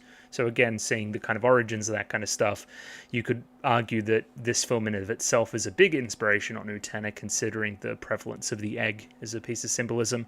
Would not be surprised if this is one of Ikuhara's favorites. I think it's a very strong film character design wise as well, with obviously a limited scope. I count 3 character designs really in the film. You've got man, you've got girl, and you've got the fisherman guys. I think all 3 knock it out of the park with this kind of design. Somebody said that the cloak is interesting for this guy. I remember reading this on Reddit. The cloak's interesting. It almost infers that you used to be a fisherman, right? And maybe grew to kind of identify the kind of futility of it all. Again, you're fishing after like giant shadow fish that aren't real. You're never going to catch them. In that way, that's futile. In that way, you've almost like woken up. That's why you're less statuesque than the rest of the cast, I would say, as well, who haven't quite woken up and are still chasing after shadows. Again, swapping out his harpoon here for a, what would you call this? A crucifix gun, something? It looks like a weapon. It's a crucifix. It's also broadly phallic, which we'll talk about as well. Yeah, lots of stuff there for sure. Switching out the harpoon for the crucifix, but it being mangled too. And the girl as well, she doesn't have her coat on here at the moment, but again, I'm broadly seeing invoking like Mother Mary, something to that effect as well, whilst also keeping this kind of fashion of, you'd say, turn of the century Europe, something to that effect. Again, I was getting a lot of World War I from the uniforms of the fishermen as well. The white hair on both of the characters being this very classic look at purity as well, right? Being that, without blemish, cleansed color, that kind of stuff. Maybe adding into the with the water symbolism of the cleansing as well. Yeah, strong character design wise. Music's fantastic as well. I should look up who did the music as well, which is Yoshihiro Kano, who doesn't seem to have done much stuff with anime, as I think I mentioned yesterday too. Again, supremely talented, great orchestral kind of score, very choir-like, very gothic, very Bloodborne-y. Yeah, it's just really, really cool stuff. Feels like a judgment, I would say, broadly, musically, which is a cool feeling for the film. But now let's go into my interpretation of events. So what did I think happened? What happened in the film? Well, I think the best way to talk about that is to start from the beginning. Here we have Bird. Bird is in egg. We cannot see into egg generally, right? That is one of the things of the film. What is in the egg? Again, do we have faith in the unknown, or do we crack open the egg, or what do we do there, right? That's, again, one of the major themes. This egg we can see into. We see that there's life there. Specifically, again, invoking Noah's Ark a little bit later on, this can also be seen as the dove, or the white bird that was kind of sent out to check if everything was okay, so that everybody that was faithful can come back down to Earth, and we can continue to live. Now, again, my interpretation of that dialogue through the middle of the film is that this is kind of a world. And not only, like, this isn't the only interpretation, but this is one of them. This is the world that experienced the rapture, like a 40-day, 40-night flood, right? And never had a bird tell people to come back. That's kind of what I'm getting at, right? It's this apocalypse that faith has almost abandoned. And these are the sinners left down below. And again, is there any hope that we can raise a bird at some point? Raise some kind of living creature to go to the Ark and get the people back and, resume normalcy, right? 2 of every animal, notably no animals left in the film that are alive, all of them on the Ark. And the ones that, were left have already died. It's only a few scant humans left in this kind of apocalypse. Now, again, that's a pretty literal interpretation. I'm not sure if that's entirely correct, but that's one of them. So again, when we see an egg like this, an egg growing from a tree as well, that kind of symbol of life, and that symbol of family too, of course, it's hope. It's hope that the world can be restored to what it once was. Even here, I say, I think this is more symbolic than literal. I don't think, until the very end of the movie, where again, I think it's broadly pretty symbolic rather than literal, there's a bunch of these all over the place. The faith has spread. Again, this is a representation of if it's hope, it's also faith. And it's the faith of the girl. Again, she specifically says she thinks there's like a bird in there, right? I can hear its wings flapping in the wind. I can hear it chirping, all these kind of things, right? The man denying these during that scene too, very importantly. We are then introduced to the main character of the movie, one of them, which I would call him Man. That is Man, I would say. And we have a pretty different looking architectural style here. Futuristic, a lot of kind of technology and like, what would you say, like aerials, like the gathering that kind of stuff from it, but again got this kind of human skeletal type quality to it as well. This is like why the flood had to occur. That's what I'm saying, right? This is a like architectural representation of humanity and their wrongdoings and sin, over-reliance on technology, brutal experiments, skeletal structures, all this kind of stuff. I believe there's something demonic generally with a checkered floor as well. I think very David Lynch as well, even though that this was after this film. Yeah, along with the kind of red sky here as well, definitely invoking a world that needs to be cleansed, I would say. And I would say that this was a long time ago. This was a long time ago, or it's a long way in the future. It's one of the two, right?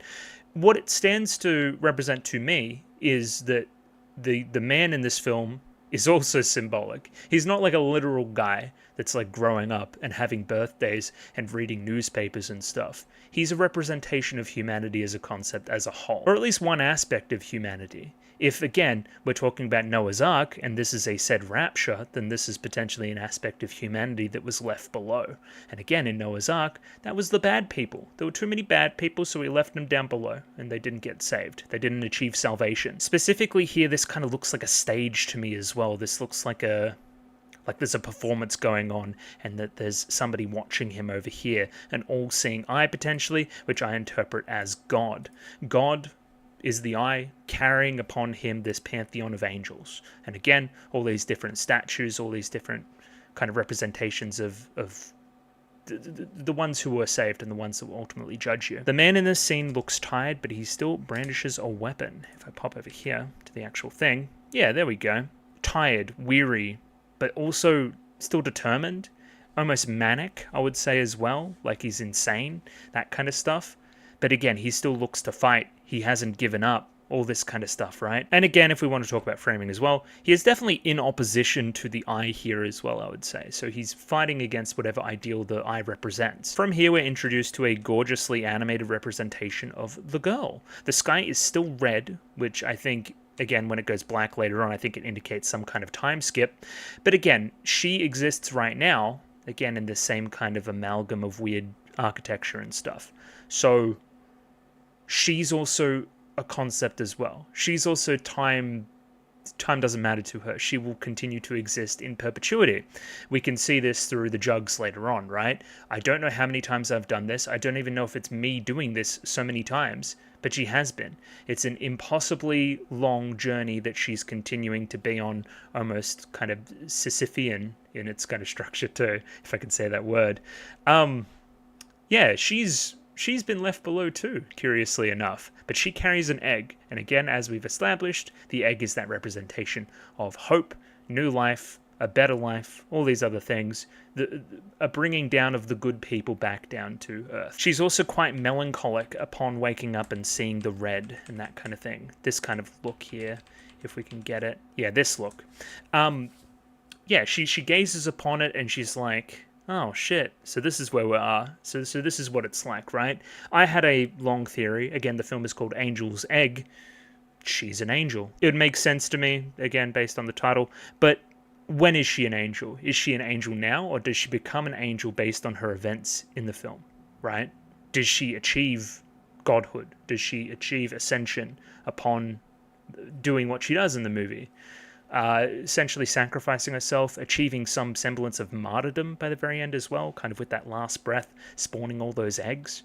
Again, even in her death, that faith perpetuates, and that hope perpetuates, much like a martyr. Many saints are martyrs. Now again, this may be too literal, but I see a time skip here after the kind of opening credits here. Opening credits are quite opaque as well, as you can see. There's the arc in question too, as I noted. So noticeably here, the sky is dark. It's like the flame that was in the sky, kind of that judgment, that hellfire, has now kind of burnt itself out, I would say. Snuffed out, perpetual night remains. This is where I'm kind of getting Dark Souls-y vibes, especially with the repetition and the kind of futility of the world and that kind of stuff, right? It seems like some kind of purgatory type state. We see here as well that a tree itself is almost formed into somewhat of a crucifix. This looks like a man to me kind of hanging from something, right? Time has passed so long that even the sacrifices here of these guys have passed into legend and passed into some of the environment, which again, for a film as slow as it is, you need this kind of stuff to drag you along, this kind of visual flair and so forth. So again, very much appreciated. The girl continues to kind of grasp onto the egg tightly, specifically keeping it under her dress, kind of against her body, keeping it very, very safe. The way that she holds the egg as well is much like somebody that's pregnant or somebody that's like kind of holding their womb, so to say, right? So again, read into that however you will. I definitely will later on. So what can we infer from this? Egg seems important, but we're currently unsure about what's in the egg and what it's all meant to say, right? She has a particularly poignant moment when gathering the water. This is true. She goes on some kind of trippy spiritual journey when looking in the water. This links to the finale of the film brilliantly. I think her reflection is what's ultimately important here. She's also gathering water in the jug, which is the kind of tangible plot element to it. This is her kind of task, as again, Sisyphean as it may seem. Again, gazing into the kind of reflection here, kind of the tree itself, melting away, manifesting into something else. Those trees, they're reminiscent of the bars later on as we're kind of walking through the city. Again, there's this kind of trippy world melting, none of this is real, drug-induced kind of vibe to these kind of scenes. This shot here is gorgeous. I've seen this many a time. This is one of the ones they like to use to promote the movie, I think, and again, it's very evocative. Reminiscent of Renaissance art, I would say, in a lot of ways. But again, the same look of dejection on her, the same weary, tired look, like she's done this so many more times. And again, losing herself in her own reflection. The real her surprised of this and surprised of something rushing through here. A set of lights, I think it was, as we can see there. And kind of rushing towards her, breaking her out of the stupor. Her reflection seems very important during the movie. There's another scene where we're at the church and she sees herself in the reflection and begins to converse with it.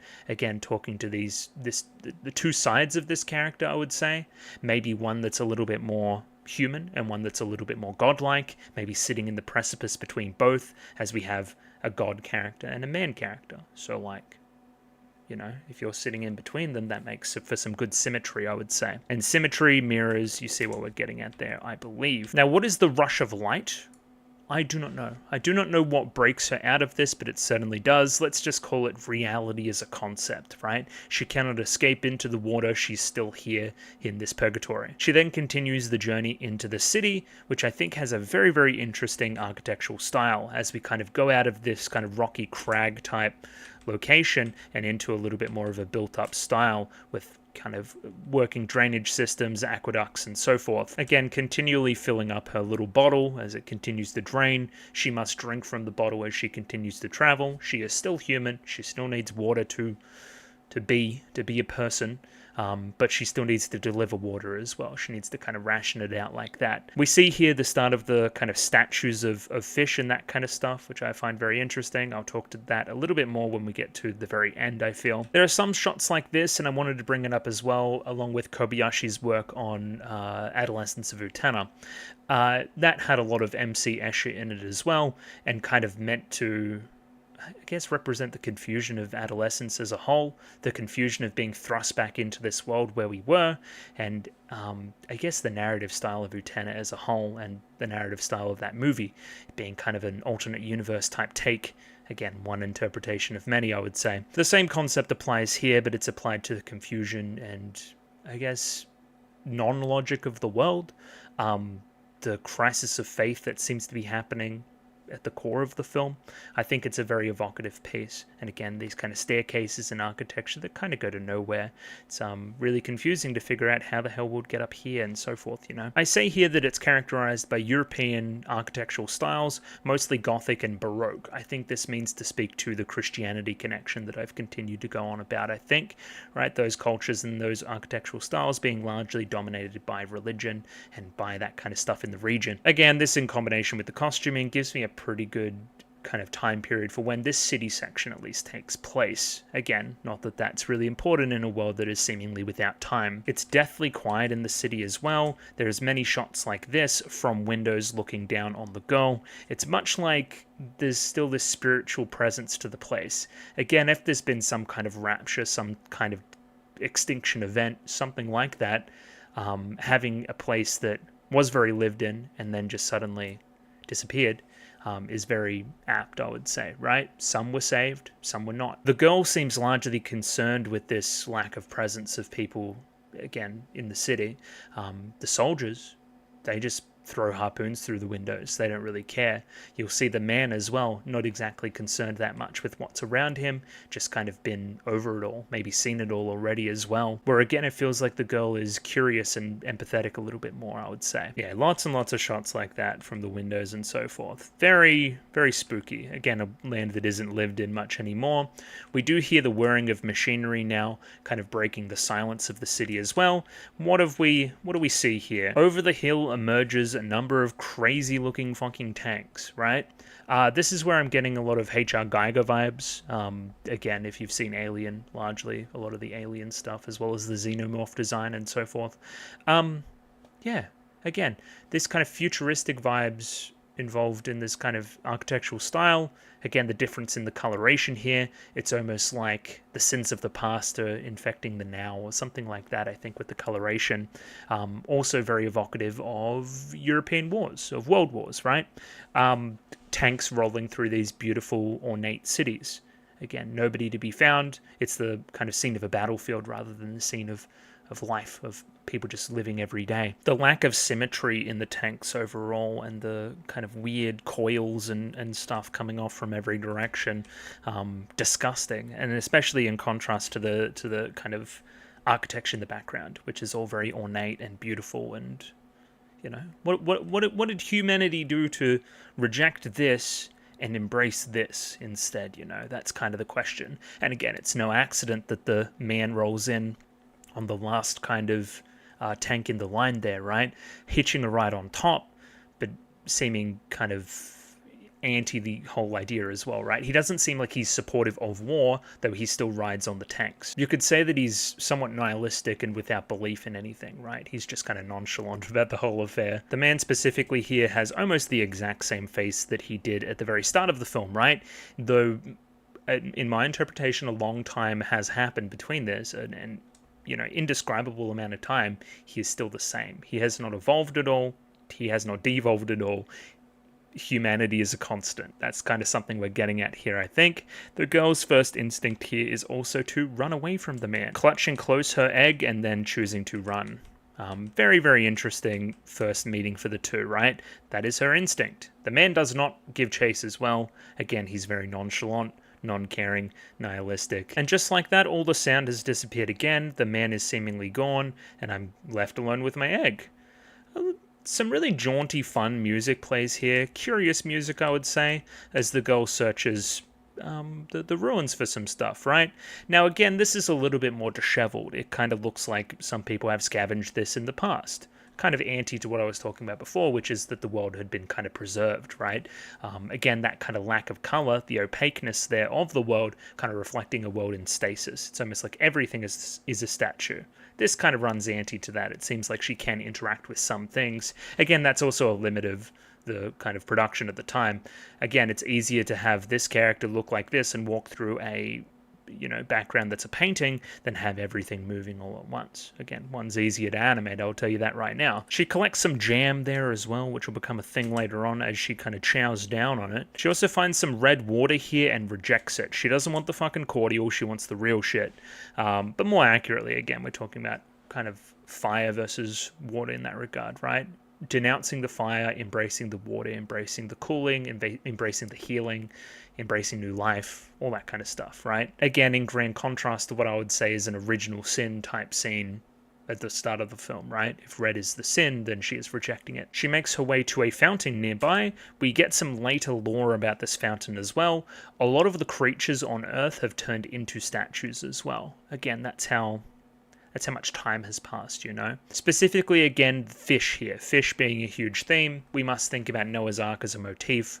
What does Noah's Ark do? It kills a bunch of people with a flood. What can survive the flood? What, isn't being judged accordingly? Fish may cause some semblance of envy from humans who are being judged, right? Why does the land get to be kind of covered in water, so to say, if you guys can just survive it? Why aren't the fish being judged for their sins as well, like we are? And of course, that's sprouting from jealousy, which of course is a sin as well. Envy, of course. And yeah, again, an implication that these fish may have at one point been alive as well. So what I'm relating this to as well, along with the general kind of aesthetic of the Gothic architecture, which will come through a little bit more later in the film, is that Gothic architecture often had like gargoyles and like statues of devils and like that kind of shit, right?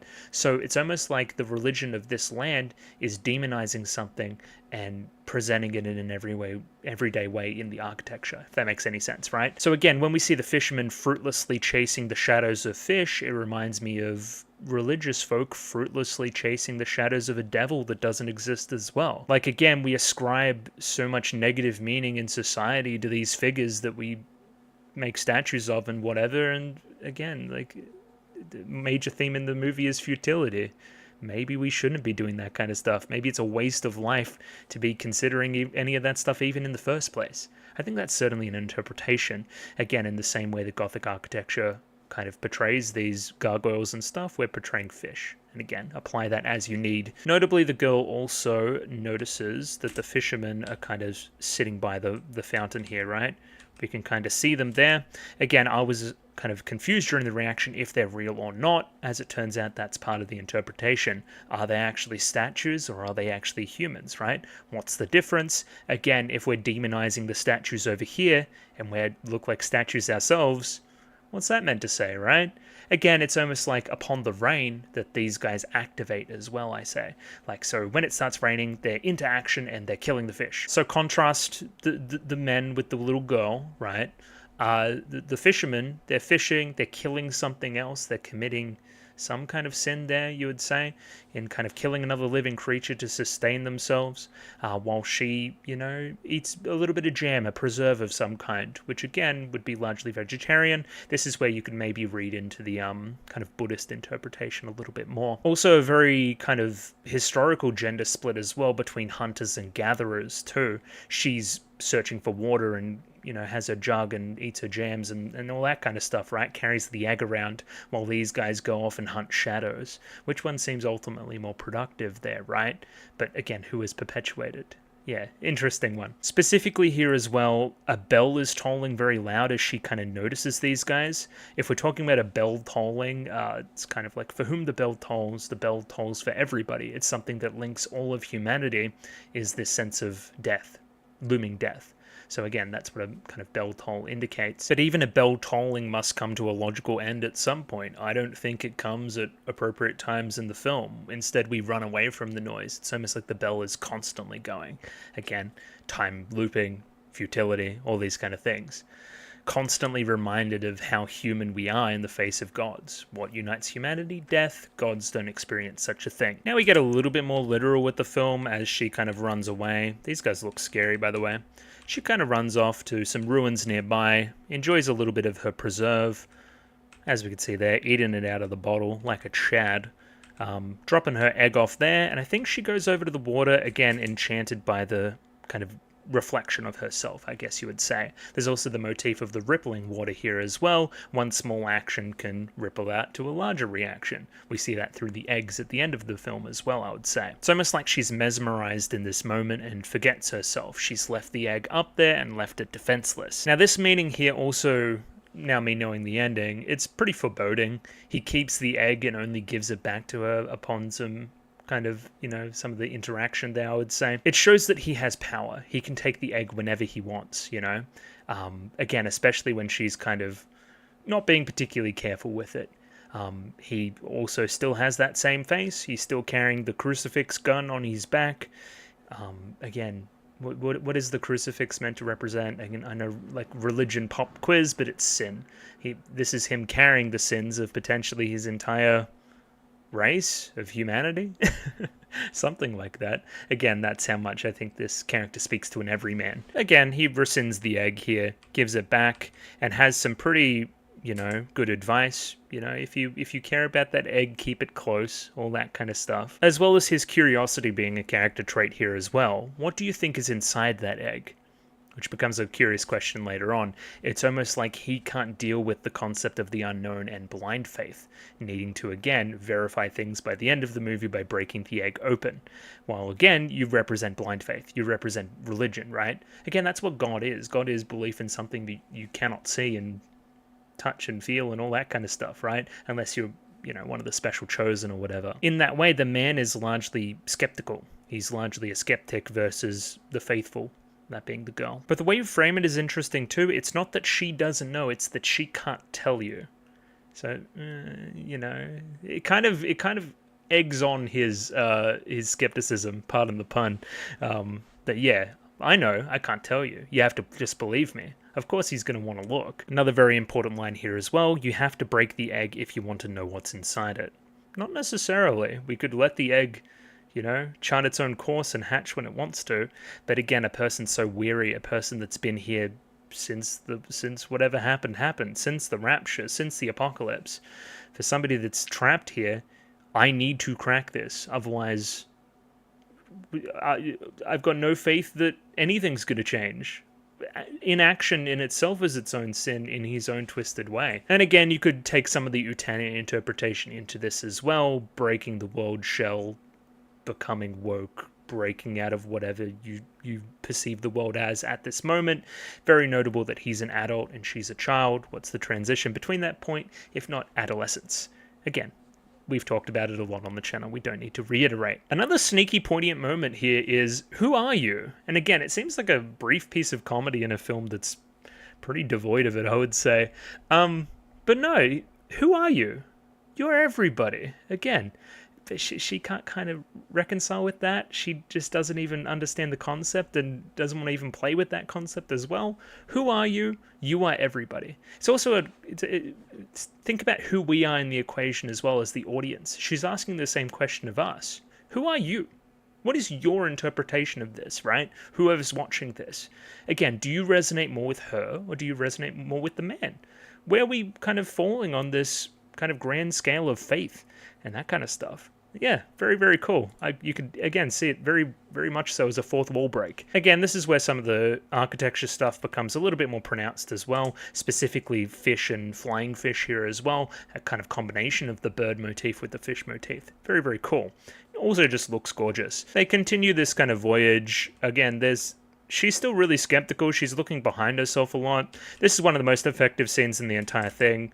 So very gorgeous. It's almost like she's underwater in of herself. There's something special about her if she can kind of elicit this response in the film, right? Where again, the guy in the equation is a little bit more or less abstract, I would say. Again, just kind of walking through this abstract world with a little bit of nonchalance. He's, you know, this is kind of his perspective as he kind of stays all together while she wobbles out. Again, that grand contrast between the philosophies of the two characters. The other one here as well, of course, is this light post. There is one light out while there's one light on. One who is faithful, one who is skeptical, I would say. You could almost see that as a set of scales as well, a set of scales that weighs a certain way during the film's climax as well as the guy makes his choice. Despite everything here, we have the girl offering him some water. He refuses the water again. I think, if we're reading into the symbolism of everything that's going on, right? Water good, water cleanse, water purge sin. Man does not want water because, again, he doesn't want himself to be purged in the process. What is a man if not sin, you know? Water, of course, must be linked to holy water as well, which I'm sure you guys have done as well. I don't need to say that. Of course you know that. You guys are smart. The rain starts to fall here, and it seems like the statues become activated, so to say. The man initially kind of offers to her to hide under the coat to make sure that she doesn't get too wet. She eventually rescinds and hides underneath the coat as the soldiers, you know, jump out more and more and more. So again, it would make sense to me that these guys come out, and again, that's where she's kind of hiding a little bit more, where again, the army is here, coinciding with the rain, the water, the fish, the shadows, all that kind of stuff. That makes sense to me. Again, I've gone through it already. Why do they demonize fish? They're not under the same set of judgment that we are. And again, that's kind of envy in that way, I think. But again, the world is littered with fish corpses, you know, and skeletons and that kind of stuff, right? Like, you guys did your job already. They're all gone. You guys are chasing shadows. You're believing in something that no longer exists. See the blind faith theme in the movie coming through? It's crazy. Again, one of the most effective sequences in the entire film, I would say. And again, as I said, in kind of hunting these shadows that are on the walls here, kind of throwing harpoons through windows that actually, you know, this is where people would live and be safe and stuff, and you're like shattering them because you think a fish is maybe there. Maybe your tendency to chase shadows and war and destruction leads to the death of innocence, leads to the destruction of property that could be used to help others better live instead of whatever the hell you're trying to do. That would make sense to me. Either way, the two like skip town and they go to the church. Very notably, he doesn't enter the church. Again, he's largely skeptical as a character, instead letting her go inside and be witness to her own little miracle, right? We see the roof here. We have, again, fish depicted in large cathedral type structures, right? They have religious significance. Fish tie into a lot of aspects of Christianity as well. We must remember the 2 fish and the 5 loaves as well of Jesus, of course, and that leading to feed everybody. Maybe there's kind of a theme of famine here, overfishing, environmentalism almost as well. You could squint and see it, I think. So I've written here that she glows in a godlike way. I've kind of had this frame up before. She also has a conversation with her reflection here, as I mentioned in the past as well. This seems like some kind of spiritual awakening. Again, I think if you don't see this kind of heavenly glow in a church on just anybody, she may be more angelic than other characters in the film. But again, this is a quieter, kind of reflective, almost euphoric moment in the middle of the movie, right? Where she seems to find some semblance of purpose in faith. Right? Again, gazing upon the fish, wanting to kind of interpret all those things. Maybe again, if fish have such a strong kind of religious presence here, you're collecting water for a reason. Fish live off of water, something in that too, mythological wise. I think this is also a representation of her faith as well. You don't see normal people that converse with their kind of self in the mirror, right? And actually have a genuine conversation. I think that she's that far gone on the kind of religious stuff that she's interpreting, you know, what the reflection's saying back at her as something else. Again, in that way, if she's religious, she could be communicating with God right now, right? One side of it being angel, one side of it being human. This is her communicating with her faith, again, alone in a church. I think, again, and this is where I fall in the movie, I don't think she's completely in the right either. This is batshit, right? She literally looks like a crazy delusional person right now. She's talking to herself in the mirror. Right? But she believes it, and she believes in the faith and that kind of stuff, right? Again, I see the movie as like this contrast between these two extremes, and how I can relate to both on some level, and what they trying to believe. Again, I think she looks insane right now, but I think he looks insane later when he commits the sin and breaks the egg, you know? And that kind of internal, them both kind of representing either aspect of humanity there is so cool. And again, we're building contrast as well. So she has this little conversation. We kind of see it there. We see the guy sees that, and he sees the fish kind of shadows there going across, and then we're straight back into big orchestra, loud fight scene between kind of fishermen and fish. Again, contrast there. What is she doing? Quiet moment alone in the church praying while these guys are out at war. Again, both parties here, both the girl in the church and these guys are arguably chasing after something that doesn't exist and finding solace in that. One's just way more violent than the other.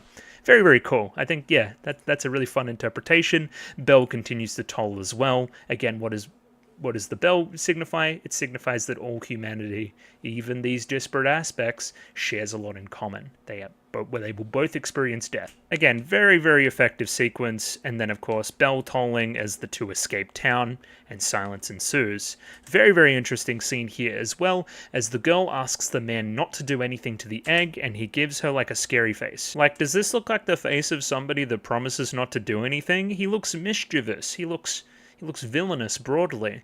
I would not trust this man with my egg. I would not try to get a wink of sleep. But again, blind faith. That's one of her major character aspects, I would say. Now, again, this is really cool. I think they make their way into like a temple cave-like structure. So again, you've walked in a pretty traditional door there, but you've ended up in this place that it looks like fucking somewhere where Gollum hangs out. It looks fucked up, right? And there's a giant skeletons of various creatures here, and murals and whatever else, right? It's this weird clash of many different time periods, almost first humans type, cave type stuff, and this kind of weird tree of life future shit. Like, what do we...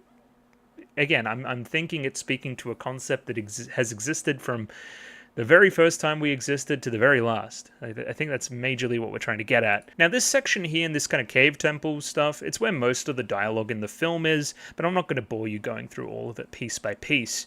I would say broadly, the guy seems to be knowledgeable of religious stuff, but doesn't seem to believe it. He doesn't have that same... He seems skeptical. Again, I've said that a lot of times. But he has experienced it. That's the point, right? I guess I'll drop the crucial piece of knowledge here as well. Or she, who is the director, again, largely theorized that this film is a response to him kind of losing faith in Christianity as a concept. So again, you can kind of see that struggle of faith, that crisis of faith demonstrated in the film, I would say. Again, somebody that knows all the scripts and the doctrines and that kind of stuff, recites them, but ultimately you see his heart's not in it, you know? And again, I think the linking in of this kind of tree of life, this bird, this egg concept that we keep seeing into the kind of parable of Noah's Ark is apt. I think it's just really, really cool. What if that bird never returned? What if it never cracked out of its shell? Again, you think salvation is just an egg crack away, where, again, you have faith in the system and that everything will eventually be okay, you know? One of the most notable things in this section as well is the giant fucking skeletons of everything, I would say. So can we get some examples of that, everybody? Well, first there's the jugs. The jugs are pretty important. Again, the jugs signify that she's either done this a fucking ton of times, or everybody has done this a ton of times. Either way, we're still not saved. It's still purgatory. It's still fucked. No matter how many times I complete this ritualistic kind of structure of, you know, filling these things up and bringing them over here, they don't do anything. So what are we doing, right? Again, you can kind of see the skeletal stuff here leading up to the big skeleton at the very end, which is this angel skeleton. It's like this half bird, half human type thing, which is pretty cool. Again, this kind of stuff, you know? It's almost like things have died, things have been fossilized, things have seeped into the walls, but nothing changes, right? Like, everything's dead. Everything's dead and disgusting and shit, and it'll never get better, no matter what. Again, the man asking the question about what you're doing here, how many times have you been here? She doesn't even really have an answer from memory, right? She doesn't say, she doesn't know. Again, how many times has she done this? She doesn't know. That's crazy. Again, just look at his face as he recites Noah's Ark here. This is somebody that is fundamentally fucking over it. He doesn't believe what he's saying here at all. And even getting kind of existential here as well. Perhaps we are the only fish that exist in the memory of the person who is gone. How crazy of a concept is that? Maybe no one really exists and it's only raining outside. Maybe there's nothing. Maybe there's nothing to it all. Again, very nihilistic, very atheist, very, you know, skeptical. Despite everything, she continues to clutch onto the egg as well, and elects that it's safe enough to show the guy the skeleton. Hey, you have to believe because you see this, right? It's not nothing. Here's some evidence. Here's evidence that God exists and that angels exist. But again, I think that only perpetuates its skepticism as well, and that it's a skeleton and that it's ancient history as well, you know? Nothing ever happens, you know? Like, what is he thinking here? What is this face? This is the first time we've even seen him, like, emote in the movie. What is he thinking upon seeing this? I think this is still that decision point. He's still kind of, on a base level, kind of unsure about everything. Which, again, makes this kind of extended shot here later where he's making that decision so very interesting as well. Where he's weighing up his faith. And from the girl's perspective, she wants to show him this so he believes. So he kind of joins her side, so to say, as well. It seems like a place of worship. It seems like a church, something like that. I'm going to bring you along to something like this to try to convince you otherwise. And again, we look at the ark there again. We have this kind of night scene, and yeah, very, very, very interesting scene. One of the most interesting and most kind of, this scene here is a microcosm of the entire themes of the entire thing, I would say. So pay attention. She's like, I hear it kind of chirp. I hear it kick. I hear sounds within the egg. He's like, no, you don't. That's something else. That's, you know, shut up, basically. I hear the sound of like it's wings flapping, right? I hear something in there, right? And then he's like, no, it's just the wind outside. You're just hearing things. You're projecting things that happen in nature, in real life, onto this egg, onto this symbol of hope, the symbol of religion. And again, he thinks that that's ultimately kind of dangerous as well. And I think that's part of the reason why he makes the decision that he does. Again, he's a skeptic. He thinks that she shouldn't be this blindly faithful. He's seen the world. The world sucks. If you've got any semblance of hope left, I think I'm only saving you by crushing it, you know? He's also sitting away from the fire, away from the warmth, denying himself the kind of pleasures of faith as well. He puts her to bed, ultimately stopping her from grasping onto his heart and laying her hand down, right? But again, she's left that egg exposed. She's left the one thing that she wants to protect. She didn't take his advice, and kind of left it out in the open for the taking. So this is very important too. We see the water seeping up and the water level rising through the sequence. The vignetting here would also indicate to me, at least a little bit, that it's kind of a fantasy. Like it isn't literally flooding this bad right now, I don't think. And by the very end of the film, it isn't. This is a visual representation of the guy's anxiety at the place eventually flooding, at something eventually befalling us. And he wants salvation. He wants something. He's not going to blindly believe in the egg that it'll hatch one day and save us and, fly off and go back to Noah and bring down the people and we can start living again. He's just like, fuck that shit, we need salvation now, otherwise we're all going to drown. There's a particular shot here of him, like, standing on top of a building a little bit later on. Again, very, very long scene here. We'll talk about it. And again, shattering the egg. But there's one... Is it here? Is it after it? Yeah.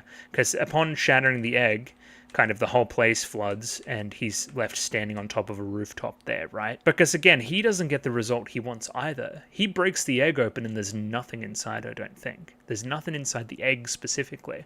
So again, he thinks that he's still lost here. He sees the flood waters rising. He goes to get the life preserver in the egg. There's nothing there. There is no salvation. Again, what he inherently believed was correct for him, right? And I'm just talking to this kind of manifesting tone of the movie. What you believe is what you believe, and it will manifest into whatever it shall be. Faith is kind of this self-fulfilling prophecy in a way, like that, right? Let's go back here, because I think it's one of the most interesting shots of the movie, albeit very, very long, of course.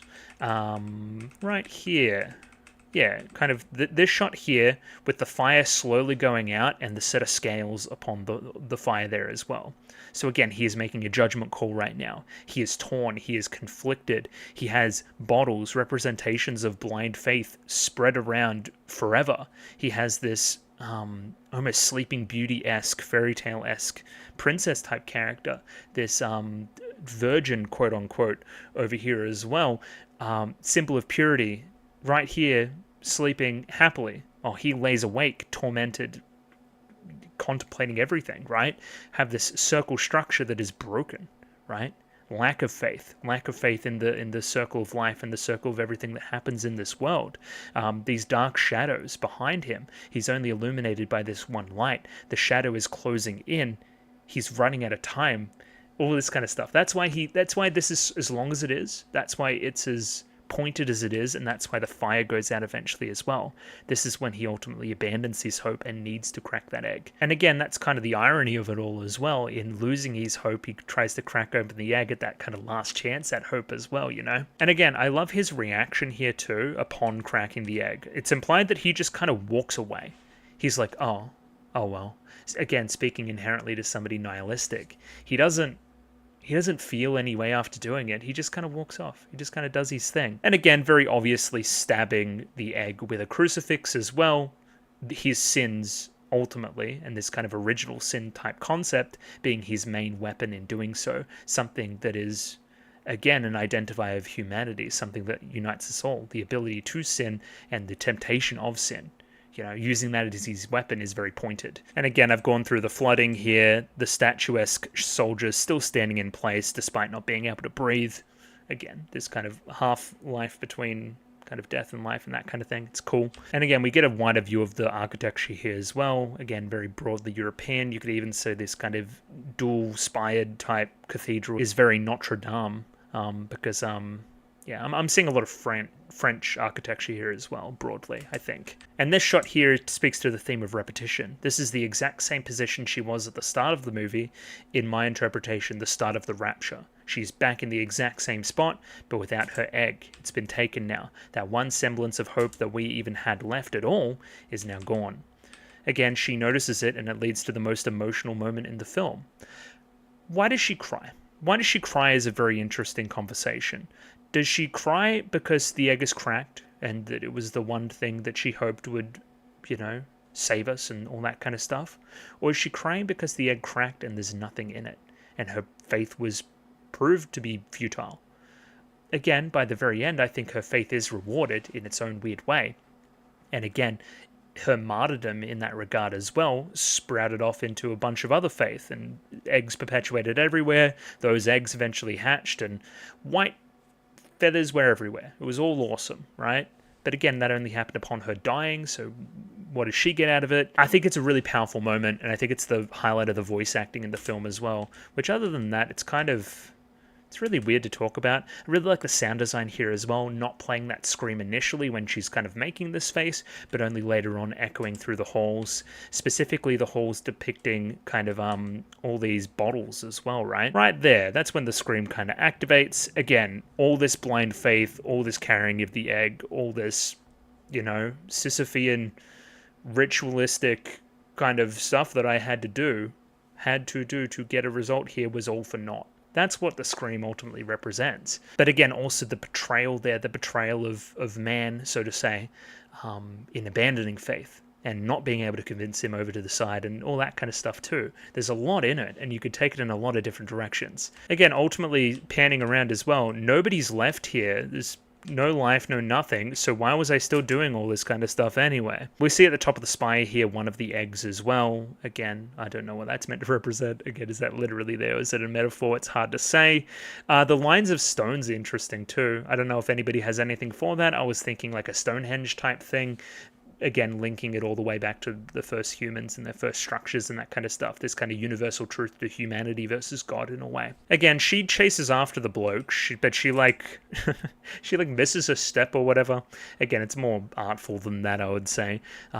Almost a very human desire for revenge and somewhat of a punishment for it, you could read into it as. But again, I think ultimately she's saved here. Again, that moment of calm upon hitting the surface of the water there and embracing and kissing her own self. Again, that's setting that ripple out as well, which is kind of that ripple of faith too, spreading out from this point. This sacrifice will ultimately bear fruit and be something for the world of tomorrow, something like that, I think. And again, very artfully here, that kind of, this looks fantastic too, that kind of last gasp of oxygen that she has, notably looking a lot older there as well, being this kind of progenitor of the rest of the eggs that appear on the surface. As we can see there, look, it's egg. Very, very cool. These eggs will eventually grow and inhabit the rest of the landscape. There are now many eggs. The hope that she had and the martyrdom that she did has spread out to all these other structures. And it is implied that these structures also do hatch too, because we see trails of feathers here as the man is now confronted with the eye once again. I write here, in her death, she has created new life everywhere. The eggs are implied to hatch and leave feathers on the ground below at the man's feet. He gazes over the ocean. The same structure from the start of the film appears and seems to judge the man. Among the pantheon of angels sits a new figure, the girl. Now, if we do that, that's literally what happens. Very, very cool. Very notably here as well, I love this detail. So it rises up out of the water, waves crash into him, much like the ripples of the water from before, from many points in the film, right? This is his lack of faith made manifest. It's his lack of belief in the system, and it's punishing him for that. It's crashing into him now, and he's being... This either literally happens or it doesn't, or it's in his head. It's weird. But I think he's like, oh, fuck, I made the wrong decision. I wasn't religious enough. Look at her up there now.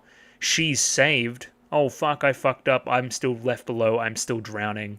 Despite my anxiety of drowning if I didn't break the egg, I still broke it, and I'm still drowning. So what does that mean? It means that faith was the answer, right? It means that that was a good thing. And again, these ripples through the water, that is his just desserts.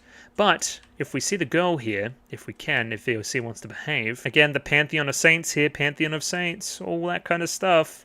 And then she's going to appear here at some point. I swear. There she is. Here's my question for everybody. And this is where my interpretation of the film changed totally. Because I was completely on her side. She's like, oh yeah, she won. She didn't win shit. Look at her. She's a statue now. She's dead. Or she's trapped forever up here. Just chilling with God. You know, it's better than being down on the earth, I guess, but marginally, she doesn't even have autonomy anymore. She's just kind of a figurehead, you know? Is that what you want? Is that what awaits us in the afterlife? Just kind of sitting up here forever? It's not the paradise I was promised. It's a seat on the grandstand looking at humanity fuck up even again. what's the point of any of this? It's futile. It's futile either way. That's what I get from this, right? And again, it's an ultimately really nihilistic movie, I would say. The ending kind of contributing to that as well, obviously, right? Because again, he looks up here, he looks almost somber. She doesn't look like anything. And then the big grand zoom out. And again, this is pretty, wankery. But hey, that's the end of everything. We just zoom out and none of it fucking mattered. In the grand scheme of anything, we just got this little bean Earth. That's all that it really was. And I'll just read verbatim here. The film ends with a continuous zoom outwards from the scene revealing the geography of the world and that its shape is very different to that of our Earth. Instead, you could say the planet is egg-shaped, though malformed and deflated, a grim and foreboding omen for the world and the parable of the film that continues endlessly. Yeah, I would say that that's pretty apt. Like, if this doesn't represent futility... Like, think about scale. Scale is so very important here, and scale is what we're trying to get across. That big God eye thing is the biggest thing in the movie to this point, right? But then we end the film by ultimately zooming out and seeing that none of that shit even impacts us at all. It's that ultimate nihilistic take of zooming all the way out to Earth and saying that you're this little insignificant speck. Everything that you've ever known is right here in this little circle.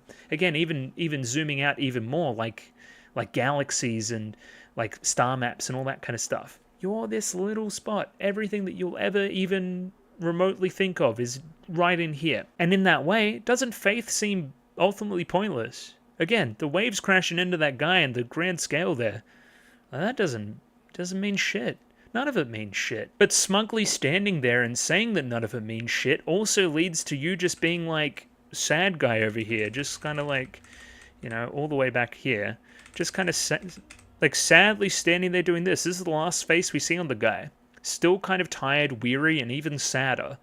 So again, like, it's an ultimately fucking hopeless movie. It really, really is. Nobody gets what they want, really. I don't think that she gets salvation or anything. I think she's dead. She's dead in a ditch. She gets remembered. The faith spreads. The hope spreads, so to say. But again, is any of it real? Where is Noah? Where's the ark?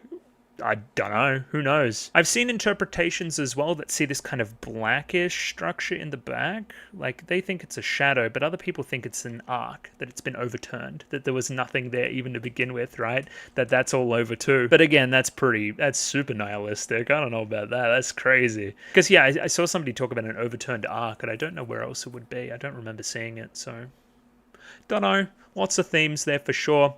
Yeah, very matter-of-factly I ask, okay, so what was this all about? And I guess this is where I'm just going to talk with less examples, because I've gone through all the examples already, and the video is getting somewhat long. So what's it about? Religion, man versus his creators, the concept of sin, humans' inability to resist sin, and ultimate judgment for that. I think this is ultimately through the man character, right? Who seems like somebody who's lost faith. That's, again, I've talked about it a lot. Becomes skeptical. Man versus his creators. He's in direct opposition to them at the start of the movie. He's been left below. He's not one of the chosen that has been saved from the rapture. He wasn't one of the people on the ark or whatever. And yeah, I talk about the story of Noah's Ark here. Ultimately, in a very meta way, he's almost in a story without an ending. Again, Noah's Ark ends when Noah comes back down or whatever, right? Off his ark. The water kind of goes wherever. Don't ask me how it works. It's religion. It's weird. That never happens. He's stuck without an ending. And again, talk to this futility and perpetuity theme of the film as well, I would say. In that way, the concept of purgatory, a story without an end, is a purgatory of sorts. And again, it seems like this cycle is doomed to repeat, ultimately the use of repetition in the film, kind of starting with this God's eye type structure and ending with it as well. Albeit the color changes, the two are still in opposition. Nothing ever changes. Very nihilistic, that kind of stuff. Of course, the iconography of the film obviously links itself to religious stuff. There's lots and lots of Christian iconography, of course. Angels, lots of all-seeing eyes that are judging, looking down upon you and thinking certain things and all that kind of stuff. Obviously, the crucifix that the guy carries around as well. Obviously, the architecture of the place as well and how Gothic it is and how that's influenced by religion and religion in the area. Gothic cathedrals and that kind of stuff. Lots of things invoking that as a kind of manner of thought, as well as, again, kind of the fish and the birds and all that kind of stuff, that links into Christianity as well, the white doves. And again, the concept of sin, the decision of the man and the set of scales there as he weighs up either side of his crisis of faith.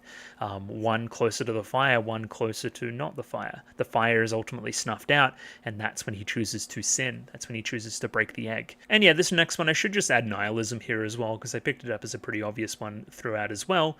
Futility, lack of control, cycles, rituals, and the definition of insanity. So the definition of insanity is doing the same thing over and over again. Who's insane in that regard? I'd argue both. Again, she's carrying this water back and forth all the time, gathering water over here, bringing it over here. Again, blind faith and hope that this will do something eventually, right? I've been told to do this. This is my journey. This is my quest. So I have to do it. But then on the other side, we see the guy's still stuck in a cycle as well. At the very start of the film, at the very end, he's still in conflict with God. So how do we save ourselves from that? It's all very futile, I would say. Very, very futile. And again, both are kind of insane as a result. Both have weird kind of delusions and stuff constantly. Again, the guy has this weird kind of dream sequence where he sees everything flooding. The girl seems to trip out whenever she's near water. None of them are in the right headspace, I would say. Again, use of repetition in the film. I talked about that shot of her waking up. That's used multiple times as well. Gives the cyclical nature to it all. And again, kind of the fence scene reflecting the looking in the reflection of the water scene and kind of the fence, like being those ripples in the water and that kind of stuff. And lots of stuff like that in the film as well. The settings used in the film is kind of this timeless quality to it all. So we have these European towns, but also ancient caves and temples, this large kind of stretch of humanity as a concept, untouched farmland in some spots with kind of Stonehenge-like structures and kind of monolith-esque stuff too, but then also H.R. Geiger sci-fi stupid tanks and stuff, and like weird aerial ball fucking checkerboard floor place at the start of the movie. None of that shit. It's all very anachronistic. And again, I think it's all just futile. It happens every single time, you know? I've talked about the bell tolling a lot. Again, linking all of humanity through the concept of death, but also it happens multiple times, and we never really hear the bell ring out, so to say, like ever end ringing. We just kind of walk away from the noise, I would say. It could be perpetually ringing, you know? Time never passing as a result. Again, bells tolling also indicating the passing of time. Bell tolls on the hour. So again, if that just continues to happen, it's almost like we're stuck in a time loop as well. Again, I've talked about the stacking of the water bottles and how that's Sisyphean, of course, but as well as the dreamlike nature of everything, you know.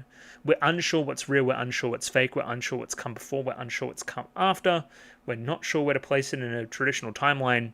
It all adds to this general sense of the feeling that I get when watching the film of, again, futility. Also right here, the concept of a rapture being left below, but I think I've gone into it. I would say a strong anti-war theme, fruitlessness of war, impact of religion on war is a huge thing here. Again, in this European town, you have guys in kind of fisherman costumes, but they kind of look like World War I uniforms as well, in my opinion. Again, we must consider the architecture and what's happening there. I think it looks broadly French. If we're talking about France and World War I, that's pretty fruitless. If we're talking about futility, then yeah. If we're talking about society and religion's impact on that as well, definitely exists, for sure. And again, Christian faith, love thy neighbor, all this kind of stuff, right? War is entirely against that, but again, war has also been justified by religion since way back in the day, since forever. So, like, where does it end? Where does it end, you know? Like, yeah, it made me think on that kind of stuff too. Again, just such a striking image of throwing the harpoons through windows, trying to, you know, fish imaginary shadowfish. Again, it's all pointless. Pointless death. Pointless death and destruction. Now, I think this is linking in a little bit more to sin. Bear with me on this one, but there's a reason why the characters are the specific genders that they are.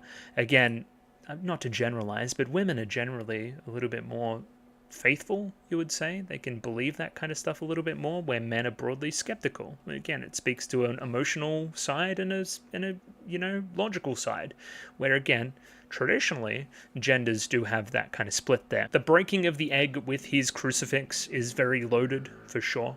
I would say, especially in a character that's broadly represents men, humanity, sin, all this kind of stuff. Him doing that kind of stuff, you can read into it. That's all I'll say. You can read into what he's doing there and when he's breaking that egg. for sure. And then, of course, you link that into the religious kind of concept of virginity and purity. So why is she so distraught at the egg breaking? Again, it's almost like she can't achieve sainthood now as well. She's lost something that she can't get back, i.e. virginity, I would say, right? I'm no longer this, that, or the other. I'm no longer this chosen saint type person. Electing to run after him, who knows what she would have did to him or tried to do to him after that, and falling down into the water as a result. She still achieves salvation. She's still a saint by the very end, but that kind of what causes her to go off the deep end and chase after him. And again, I don't know what she was going to do. She was going to freak out on him, I think. It's also the girl's hesitance around men in the film in total, hiding the egg specifically, holding the egg where she's holding it. Again, all this kind of linking into my interpretation there within of the breaking of the egg scene. Of course, water's just a huge part of the movie, right? Water, the cleansing nature of water. So water would cleanse wounds, water would clean, water would help heal, all that kind of stuff.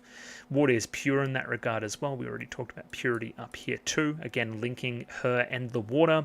Dousing of the fire. So again, this kind of fiery, kind of hellish world that's there that then gets kind of rained upon for 40 days and 40 nights. That douses the flame, you know? But also in that way, the flame is also doused when the dude makes the decision that he does as well. You see what I mean there? It's kind of like this really fun analog. So again, reflections in the water and the hallucinations there within. Is she going crazy? All that kind of stuff. Kind of the water as cleansing, as faith, looking at her own reflection there within is a delusion. Maybe, kinda. And again, flooding is the ultimate judgment there. The fish are big into that as well, as I've talked about. Bottle stacking, are we collecting water for a specific religious purpose for the fish, which seem to be deified in stained glass and so forth, so important. And again, I've just written the fence scene here as well because I feel like the frame's like melting. It's almost like the two are going into this kind of marine type place. Even the music playing is kind of like watery and liquid and stuff. It feels like we're going to an underwater kingdom. And again, this kind of trippy, drug-like, cleansing kind of nature of it all is evokes the feeling of water and the feelings of the people in the scene at the time. She's kind of drifting away into it. He's very stationary and normal, just kind of walking through it, not getting kind of mind melded by it all, if that's even a way to say that. So yeah, again, I think this is all very great. In summary, what does the ending mean? I think it's largely nihilistic. Who was right? Who was wrong? I think they're both kind of wrong and kind of right. Again, and that speaks to my complicated feelings on religion as well. If I'm going to summarize my feelings on religion, I don't believe any of that shit. I just don't. But I still think certain stuff from the Bible and the tenets there within are valuable to being a good human, are valuable to being a good contributing member of society. And again, I'm smart enough and logical enough that I don't blindly believe everything in the Bible, but I don't outwardly reject everything either. I think I should love thy neighbor. I think that's a good thing to do. But ultimately, should I follow everything that's in fucking Leviticus or any of the fucking crazy early books there as well? No, I don't think I should do that. I like gay people. They're pretty cool. So, you know, again, I'd like to think that I'm an enlightened centrist on the issue, I guess I would say. Who won, in quotation marks? Nobody won. She lost. She may have kept her faith and been deified, but to what end? Is that salvation? Being up on that eye, especially when all of it doesn't fucking matter? Again, even down here, even now, is this the arc in of itself? Is this the underside of the arc? I guess you could say that. I always say more like an egg type structure. Again, none of it fucking matters. It's nihilistic. Again, it speaks to somebody's crisis of faith, I would say. And again, what did I take from it? I've just told you. That's what I took from it. All of the above.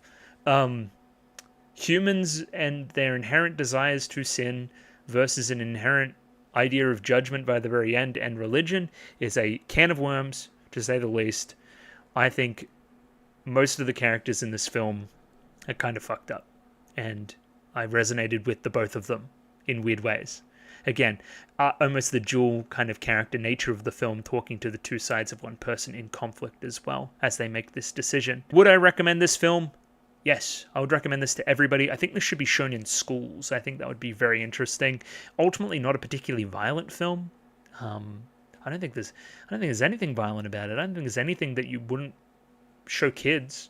I think getting them to question this kind of stuff very early in their life and take on this kind of stuff would be valuable. Like, what did you... And again, even as a piece to teach film criticism and film analysis, I'd love for this to be shown in classrooms, kids to actually engage with it, and then go, huh, actually, no, I've got a completely different take to somebody else, and I'm going to express that thusly. I think that would be valuable. And again, I finish here by saying, do I want to hear other people's takes on the film? Yes, if you have takes, let me know. Discord or Patreon or YouTube comments or any of that stuff. I'd love to hear them. I really, really would. Because again, that's what this is all about. It's all about what you take from it. Again, all the way up here. Rorschach test, of course. It's Rorschach. So tell me your Rorschach in the comments below. Let's close out for now. So again, lovely movie. Loved it. Thought it was really good. Next week, I don't know what it'll be. It'll be one of the 4 left. I'll run that kind of thingo again and we'll see. Thanks for watching this far. This was long, but it wasn't as long as it could have been, I guess. So, anyway, I'll catch you guys later. We're watching another movie next week. Christmas may get in the way, actually, so scratch that. Probably after Christmas, but anyway. Merry Christmas as well if I don't see you. Yeah, thanks for watching. I don't know. I'll catch you later. Bye-bye. Kind of padding there at the end.